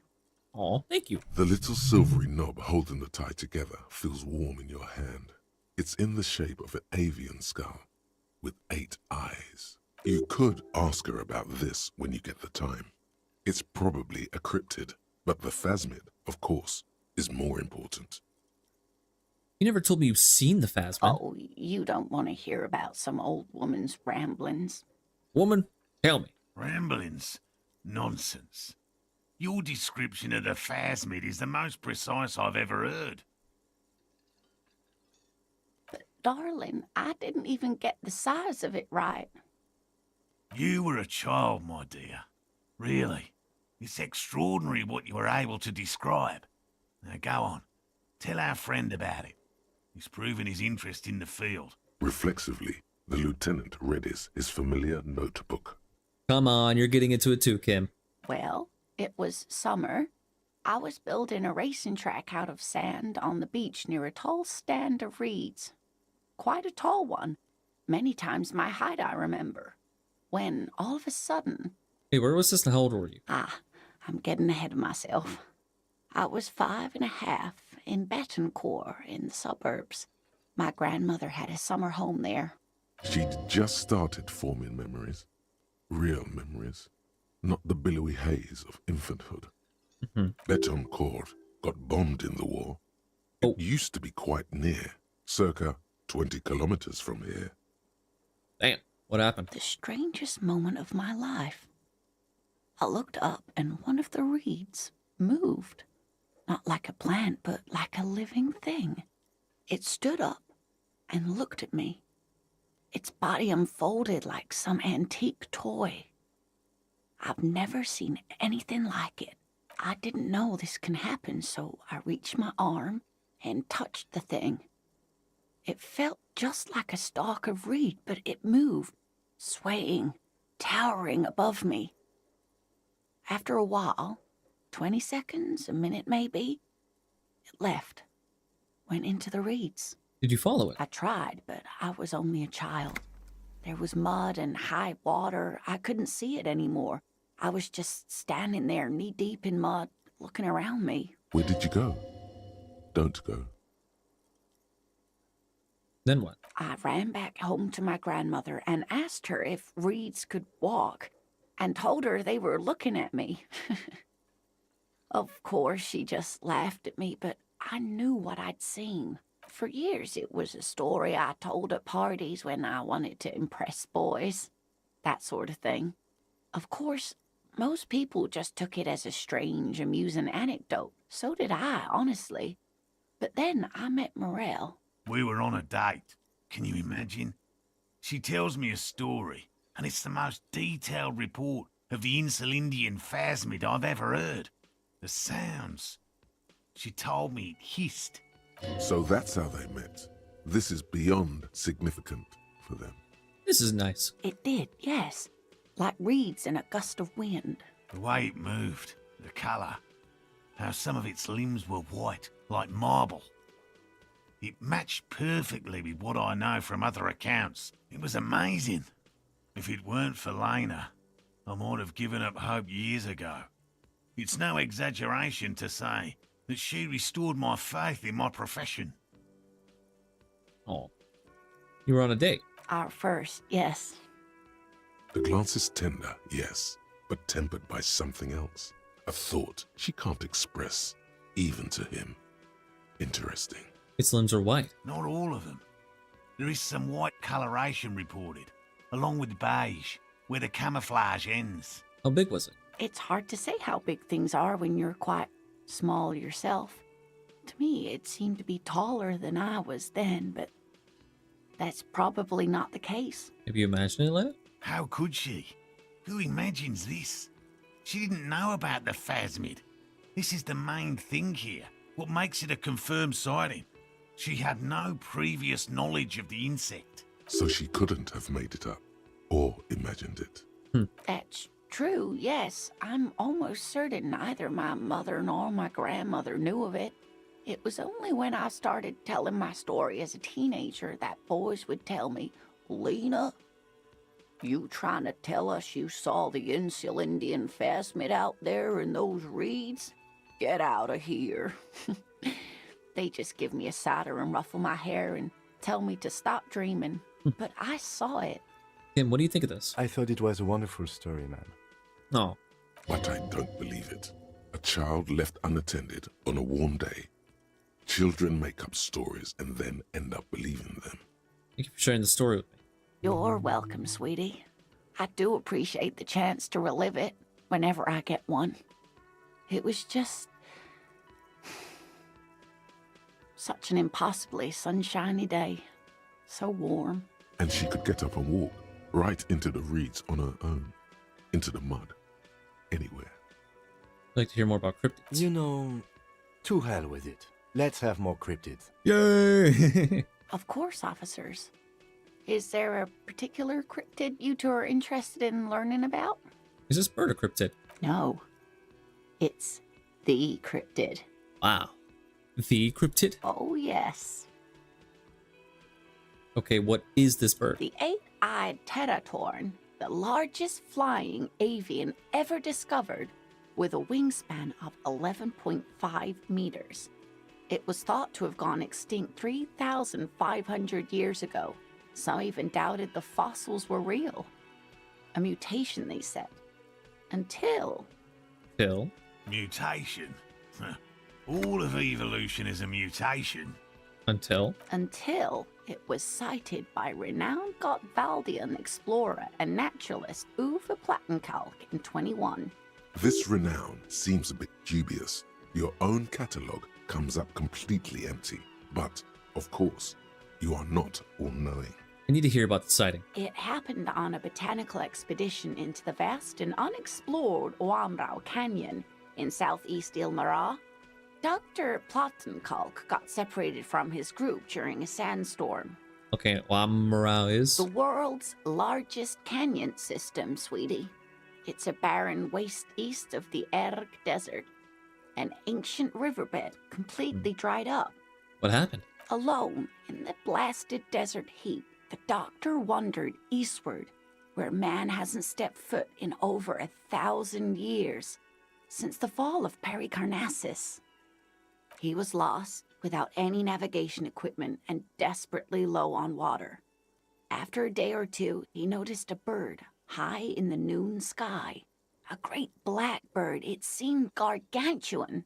Every now and then, the bird would dive down to feed on an animal carcass somewhere on the horizon. But by the time Uwe got there, the teratorn had taken off already, and the carcass was picked clean. This happened many times. It followed him? More like he followed it. A bird that big has many liters of blood in it, and he was dying of thirst.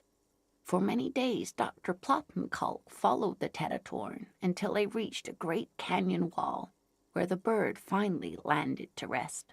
The professor climbed up there with a rock in his hand. He found the bird sleeping with his head tucked under its wing, a great black pile of feathers on the perch. So he approached, slowly squeezing the rock in his fist. Then the teratorn suddenly looked at him. He could see it had 8 eyes, 4 on either side of its skull, like a spider. And the man couldn't move. He was paralyzed, frozen into place with the rock in his hand. Whatever he did, he could not get closer to the bird. Why? The bird was controlling his mind.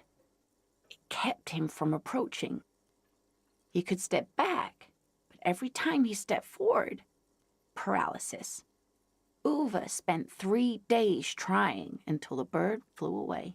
Hold on, how did he survive to tell the story? The 8-eyed teratorn was indifferent to him, as long as he didn't get closer than 2 steps. It even let him feed on some carcasses up there, and the 2 unfertilized eggs it left behind. An 8-eyed mind-controlling bird. Fuck yes. Absolutely, sweetie. Cryptozoologists have been tracing it ever since, but Oamrau is vast, mysterious, and holds many secrets.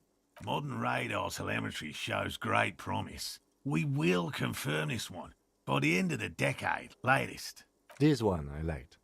Not only does it have 8 eyes, and is a living fossil, and the largest bird ever to live, it also does mind control. He's sincere. Aww. He likes the audacity of it. See, he's getting into it. This is good. So that was the last anyone saw of it. Sadly, yes. But there are numerous reports of 8-eyed bird skulls from Ilmara. And then there's the striking resemblance to the Pericarnassian imperial eagle, an ancient heraldic symbol that is hard to pass off as coincidence. The imperial eagle, too, had 8 eyes. Not really. It's just stylization. The way they drew eyes. It's not a zoological drawing. Very, very hard. This one's very famous. Everyone knows it. People will be looking at that tie on you and thinking, that man is into cryptids. So, what else do you want to know? I like this old lady. I like these two. These two are probably some of my favorite characters. I like these two. I'm glad you like them. Yeah, that's all for now. Oh yeah, look at that. Oh wow, it's actually really good too. Yeah, give me that. Thank you. Ha ha! Nothing like the gratitude of a good woman. Now then, what can I do for you? He tries to play it cool, remain professorial, but inside, this man is itching for some news on those traps. So I checked all the traps. Good. Okay. And one of them was empty. Completely empty? Yes, there was nothing in the trap. No locust, no phasmid. No locusts? No phasmid either? That's not ideal, but... Empty trap was at one of your campsite. Maybe this factors into it somehow? I definitely left that one stocked. Right from the campsite? Just means the Insulindian phasmid is even more clever than we thought. She's engaging in a well-known self-deception called motivated reasoning. You should correct them. Of course, more clever. You're dealing with a subject near and dear to their hearts. It might behove you to tread lightly. Yes, the Phantasmadeia picked off the locusts and escaped. This is good news, though we'll have to reconsider the design of the traps, make them more secure. Another trip to the Reeds. Are you sure you've exhausted all alternate explanations? Of course we have. Wait, Morel. He may have a point. We have an obligation to rule out other hypotheses. You're right, dear. It's a fair point. But what other explanation could there be? Pardon me. This is a big deal for us. You've helped us twice now, and brought some great news too. My gratitude, and the gratitude of the Société Cryptozoologique de Ravachol is yours. Heartfelt gratitude. But does it feel like closure? What really happened? Some kind of foul play might be afoot. Theft? Thank you, it's an honor. We should probably return to our main investigation here. This has been refreshing, but... Helping cryptozoologists isn't really a priority for our organization, is it? The lieutenant looks out the window, impatiently. No, we're helping them more. I don't care what you think. Hello. Lena and I were just discussing the design of the new trap. Kuno. Kuno's a hooligan. Huh.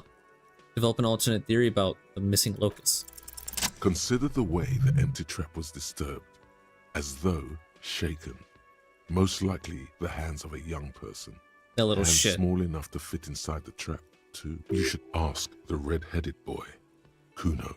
I think a little hooligan called Kuno may have stolen the locust. A little hooligan? But what would a child want with bugs? Oh, my dear Morel. You've been an old man for too long. Kids love to torment insects almost as much as they love to torment old folks.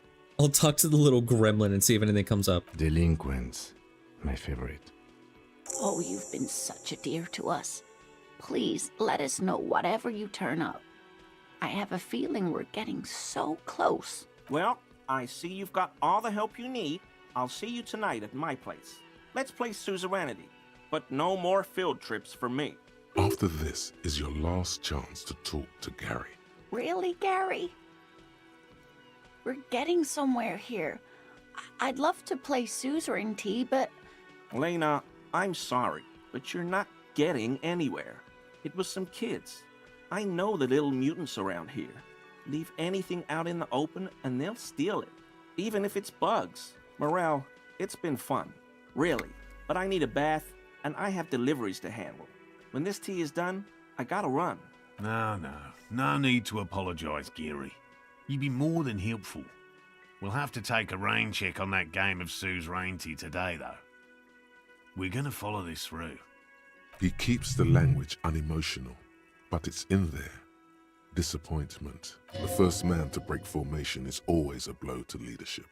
This is bigger than he lets on. Alright, let's go talk to that little shit.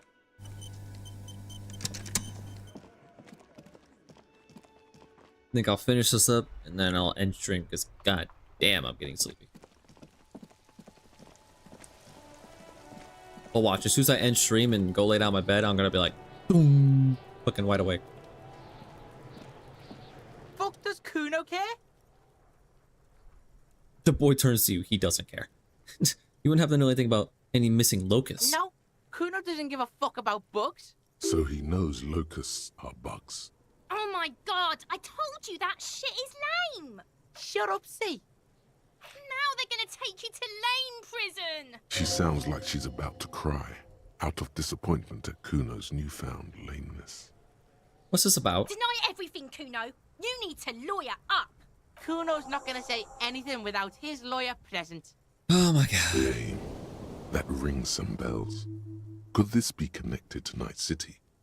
AKA the City of Rage. Kuno, is this about Rage City? Oh god, Kuno, no! It's gonna happen now. They're gonna make you lame. Stop it, C. No one's gonna make anyone lame. Kuno's got this under control. There's definitely something going on here. You should check out Kuno's shack, the one with the pig's head. Kuno doesn't... Sure thing.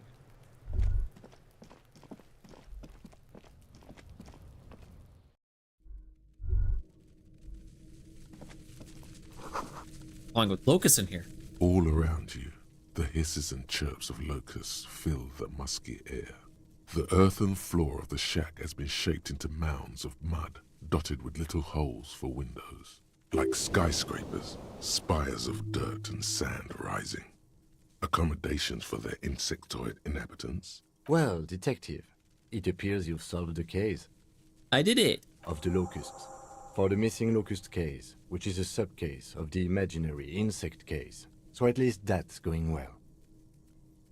Stop being so sarcastic, kid. Oh, I'm not being sarcastic at all. Oh my god, fuck you. We are making real progress here. When someone says they're not being sarcastic, it's usually a good sign that they're being very sarcastic. You think the insulating phasmid is nearby? If anything, the presence of the locust points to the opposite. The phasmid did not take the bait from the traps. It was Kuno. The phasmid doesn't exist. But what do I know? Use your powers of deduction. You knew the magic bug was nowhere near here. The phasmid is impairing your judgment. We should talk to Kuno about this, get him to stop. I'll let you handle the Kuno side of things. You are doing just fine. Alright, let's go talk.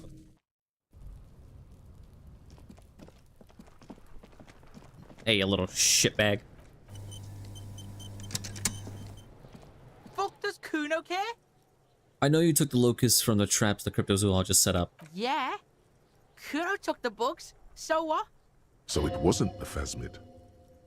A wave of disappointment washes over you. Man. You say you don't give a fuck about bugs and you go and build a whole bug town. It's not Bugtown. It's the city of locusts. Locusts aren't just bug shit. They come out of the sky like a fucking shadow. Shit descends. Stop! Locusts coming down like a shadow.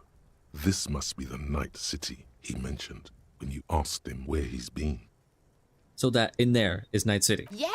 Locust City. City of Rage. City of Lights. There's a tug of war over the name of his fantastical city. It's almost too big for his imagination. The girl forces herself to watch again, the corners of her eyes twitching from discomfort. City of Rage sounds like a cool place. Kuno, the pig wants to help you. Oh, that's how lame it is. Please just don't say you're... An artist? Maybe I am an artist. You hear that, everyone? I'm a fucking artist now. Did he just say I? Kuno usually calls Kuno, Kuno. Oh yeah, that's true. Hold on, did I hear you right? You said I. Kuno made Kuno. Kuno says whatever the fuck he wants. There are no rules here, pig. I fucking say I when I wanna, and Kuno when I wanna. Kuno's free. Kuno's free to fucking die, bitch. This is what he sometimes does when things get tense. Making art is a worthy calling. I'm something of an artist myself. I'm something of an artist myself. Oh my god, Kuno! He's gonna make you totally lame in, like, 3 seconds. Don't let him, Kuno. Yo, fuck you, see? Kuno can be what Kuno wants to be. Damn Kuno's straight. his own man. Kuno's free. He tears the buttons of his shirt trying to rip them open. They don't give way. Kuno made himself into Kuno. Kuno can make himself into anything. Kuno can make himself into a pig if he wants. Kuno can make himself into a... Kuno doesn't give a shit. Wow, what a statement. Don't make yourself into a pig, Kuno. You'll have to take me away. So that's what this is about. That depends on the choices you make, young girl. Without a word, she disappears entirely behind the fence. For once, the boy is lost for words. He turns completely red now, with splotches of white beginning to appear across his face. Use this momentary confusion to take control of the situation. You got him.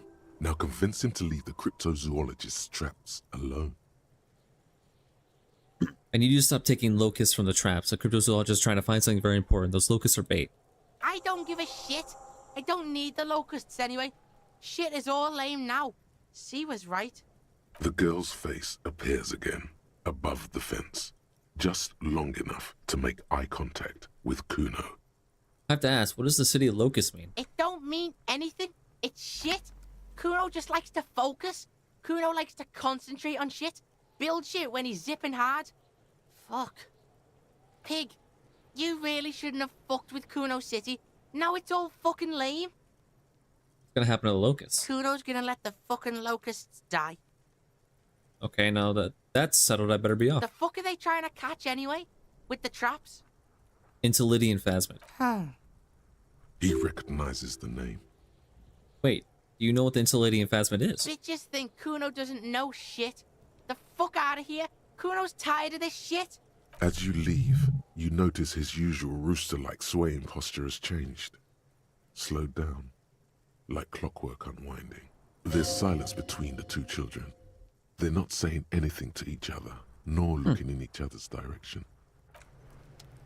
That's interesting.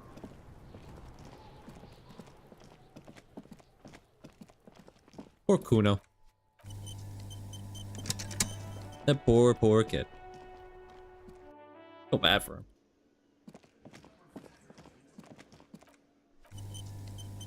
Alright, I'm back. Hello, officer. I think I almost have it. A new trap design, that is. I know you're skeptical, but I have a good feeling about this. I had a chat with this kid, Kuno. He promised to stop stealing the locusts. So it was just a child. Yeah. Thank you for telling us, sweetie. This is good news, right? It means we can try again. She acts chipper, but something's changed in her tone. A hidden worry. Something is secretly gnawing at her confidence. It's not this Kuno kid, or the missing locusts. It's something else. Yeah, you're right. We just need to restock the empty trap. Then we'll need to inspect the traps one more time.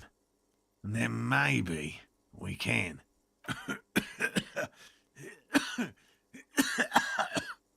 Damn, man. He has a 38-degree fever. His resilience has given way. Darling, I told you to take it easy. You're getting sick. Maybe it's time to go home. You're right, you're right. We can come back next season, when it's warmer. There won't be a next season. Not for this. Find a Phasmid or admit defeat, people.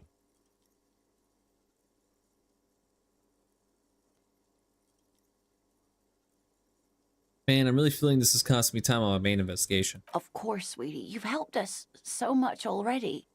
Everyone would understand if you...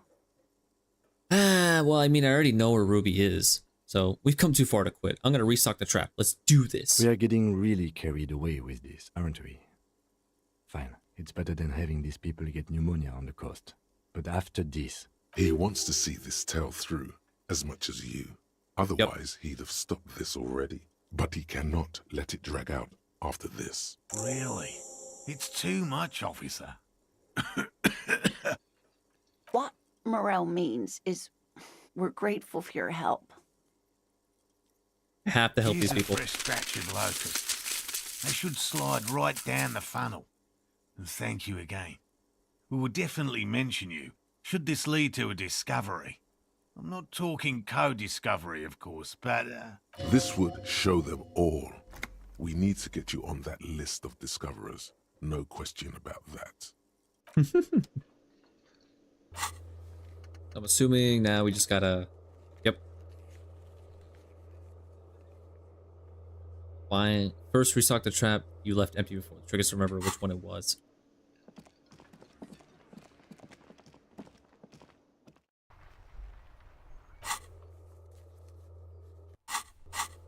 Ah, man, I didn't think it was gonna... I thought we were just gonna talk with them and then it's gonna end, but there's still more. I do want to end stream because I am getting pretty sleepy.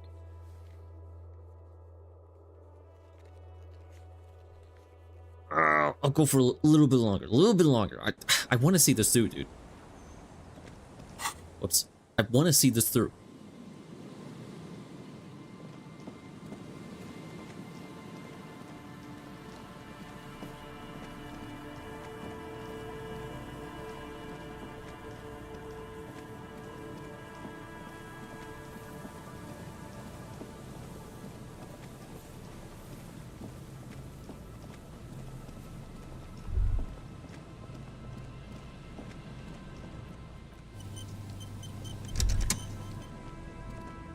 The trap stands empty near the reeds. No insect sounds or movement around. Only the reeds' apprehensive hissing. The locusts, dazed from being transported, slowly begin to acclimate to their new surroundings. They're not really going to get the chance to get comfortable here. Good, now that's done. When do you think we will return to our impending apocalypse of a murder investigation? Don't answer that. It was a rhetorical question. He doesn't want to. But if there is one more cryptozoological runaround, he must force the investigation back on track. This better be it. Alright, let's go report. Phasmid will let you go to sleep till you find it. I must find this damn Phasmid. It's gotta happen. I need to fucking shove it in Kim's face when it does happen too. Dude, if, like I said before, if the Pale exists in this fucking world, what can't exist? I don't get how these people are also... I don't get how people can be skeptical about certain things when the Pale exists. Like, what?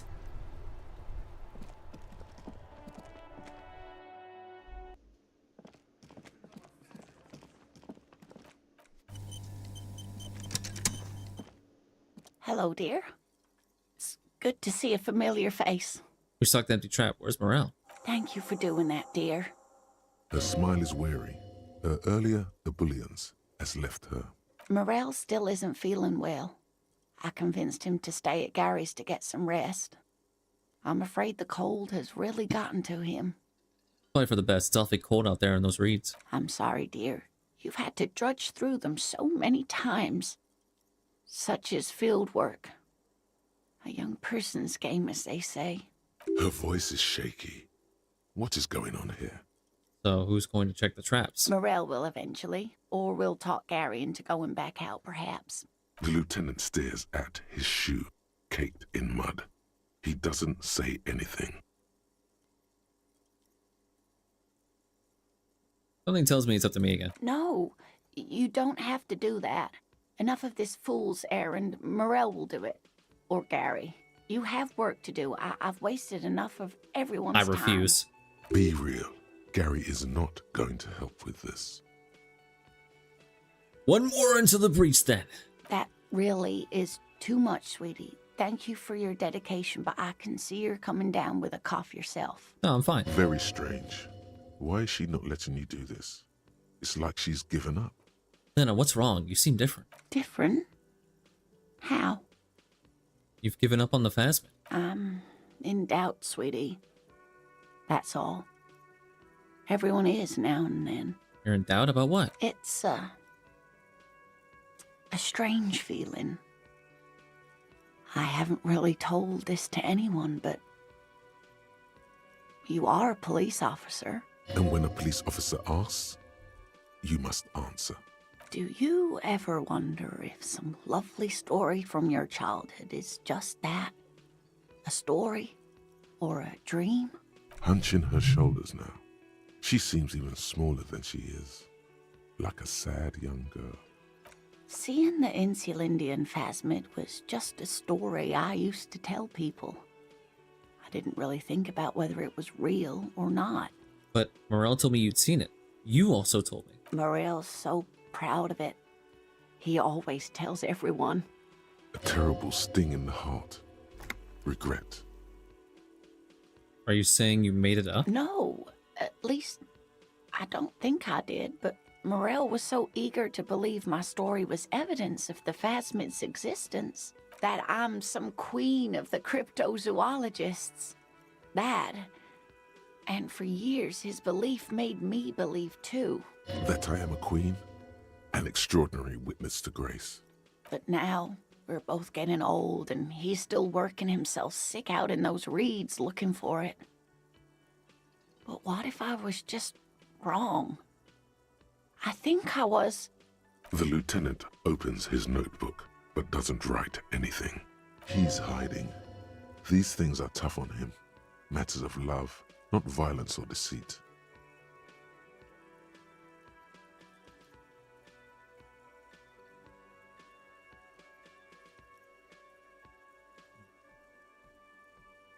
First cellular marriage hasn't been a lie. An acorn is not the same as the tree. That requires time, diligence, and care. And I need something good here. All qualities these two seem to share in abundance. Wrong or not, your relationship with Morel isn't just about the phasmid. But it is. We've spent years searching for the phasmid, hunting it together. Without it, what are we? Just another pathetic old couple. If I hadn't led him down this path, he could have a steady job lecturing at a university. You know, this reminds you of the Pericarnassian theory of love. In essence, love is a relay out of death.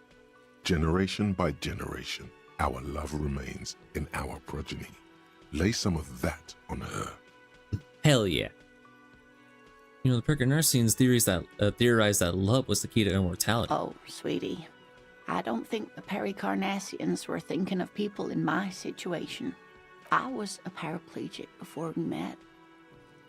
He didn't know before I arrived. On our first date.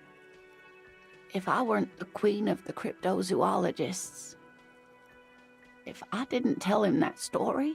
She has to swallow to relax her throat. It's keeping her from talking. He'd still be into you. That's not how these things work. Maybe. But then why do I not dare tell him?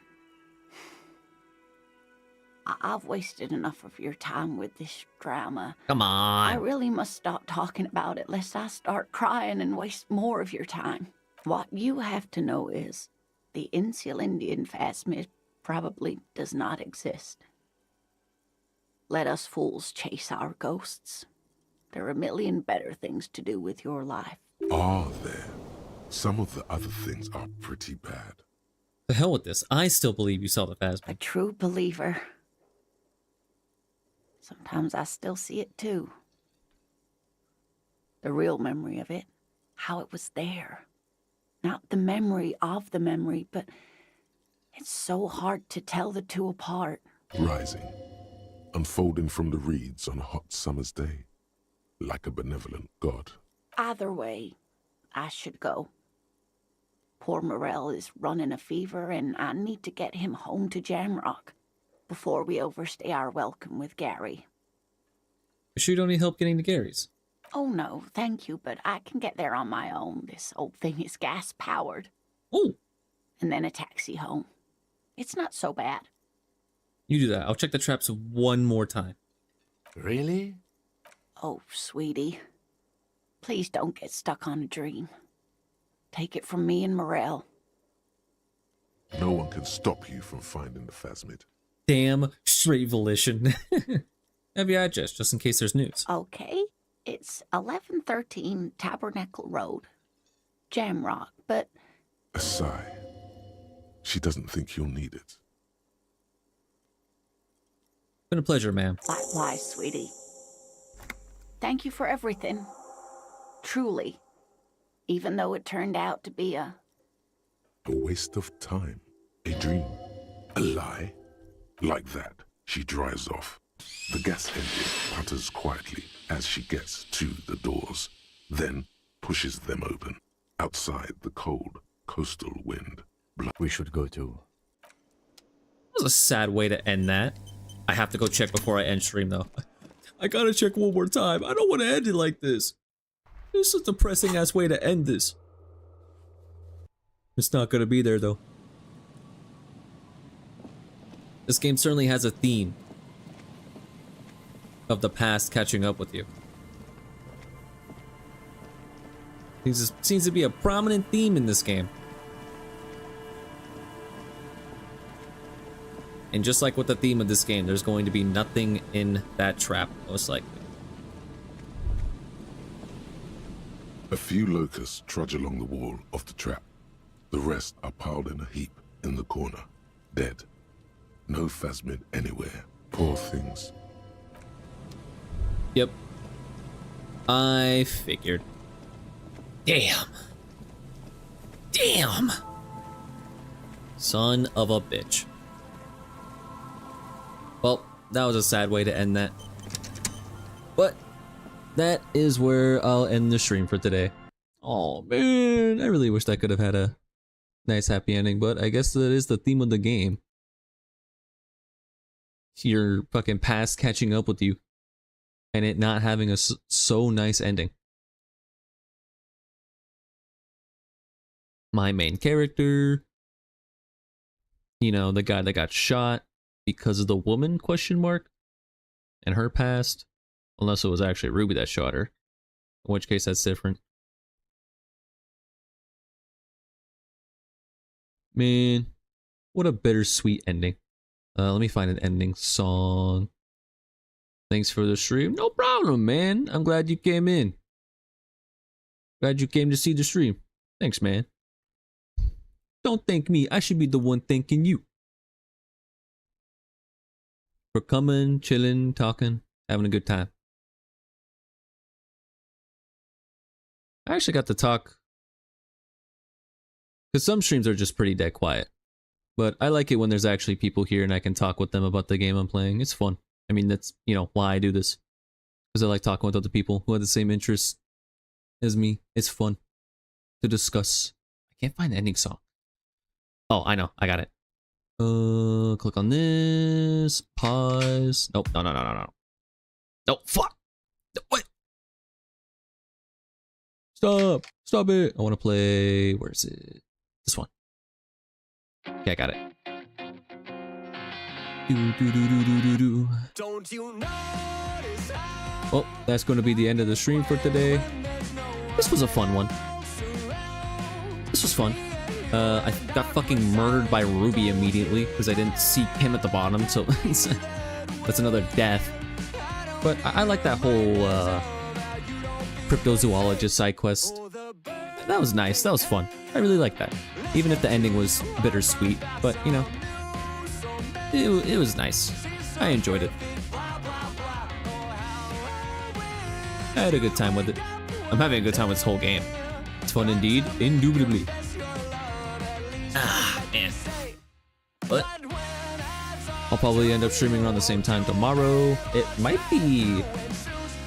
I might end up playing a different game. Might end up doing a stream with me and my buddies playing Chain together, which is gonna... It's gonna be a disaster. But that's if everyone's awake, which I doubt. So it might just end up being Disco Elysium. But I'll have to see. I'll have to check with them and see if that's something we all want to do. Which I don't know. I think like 2 out of the 4 people sleep early. So it's like, well, shit. So I doubt it. But we'll see. If not with them, then I'm just gonna do another Disco Elysium stream. Maybe the last Disco Elysium stream? Because I think I'll talk with Joyce, and then if there's nothing else that particularly interests me, then I might just go confront Ruby. And maybe that you know, starts to, you know, that starts up like the ending, the very end of the game, the fucking epilogue. I don't know. I'll have to see. I mean, that bitch killed me, so I gotta get my revenge, you know. But we'll see. Song is about to end. I will catch you all tomorrow for either more of this or chain together with some buddies. So hope you all have a good one. I will catch y'all later. Have a good day or have a good night. Bye bye. Bye bye. Good night. Good night. Bye bye.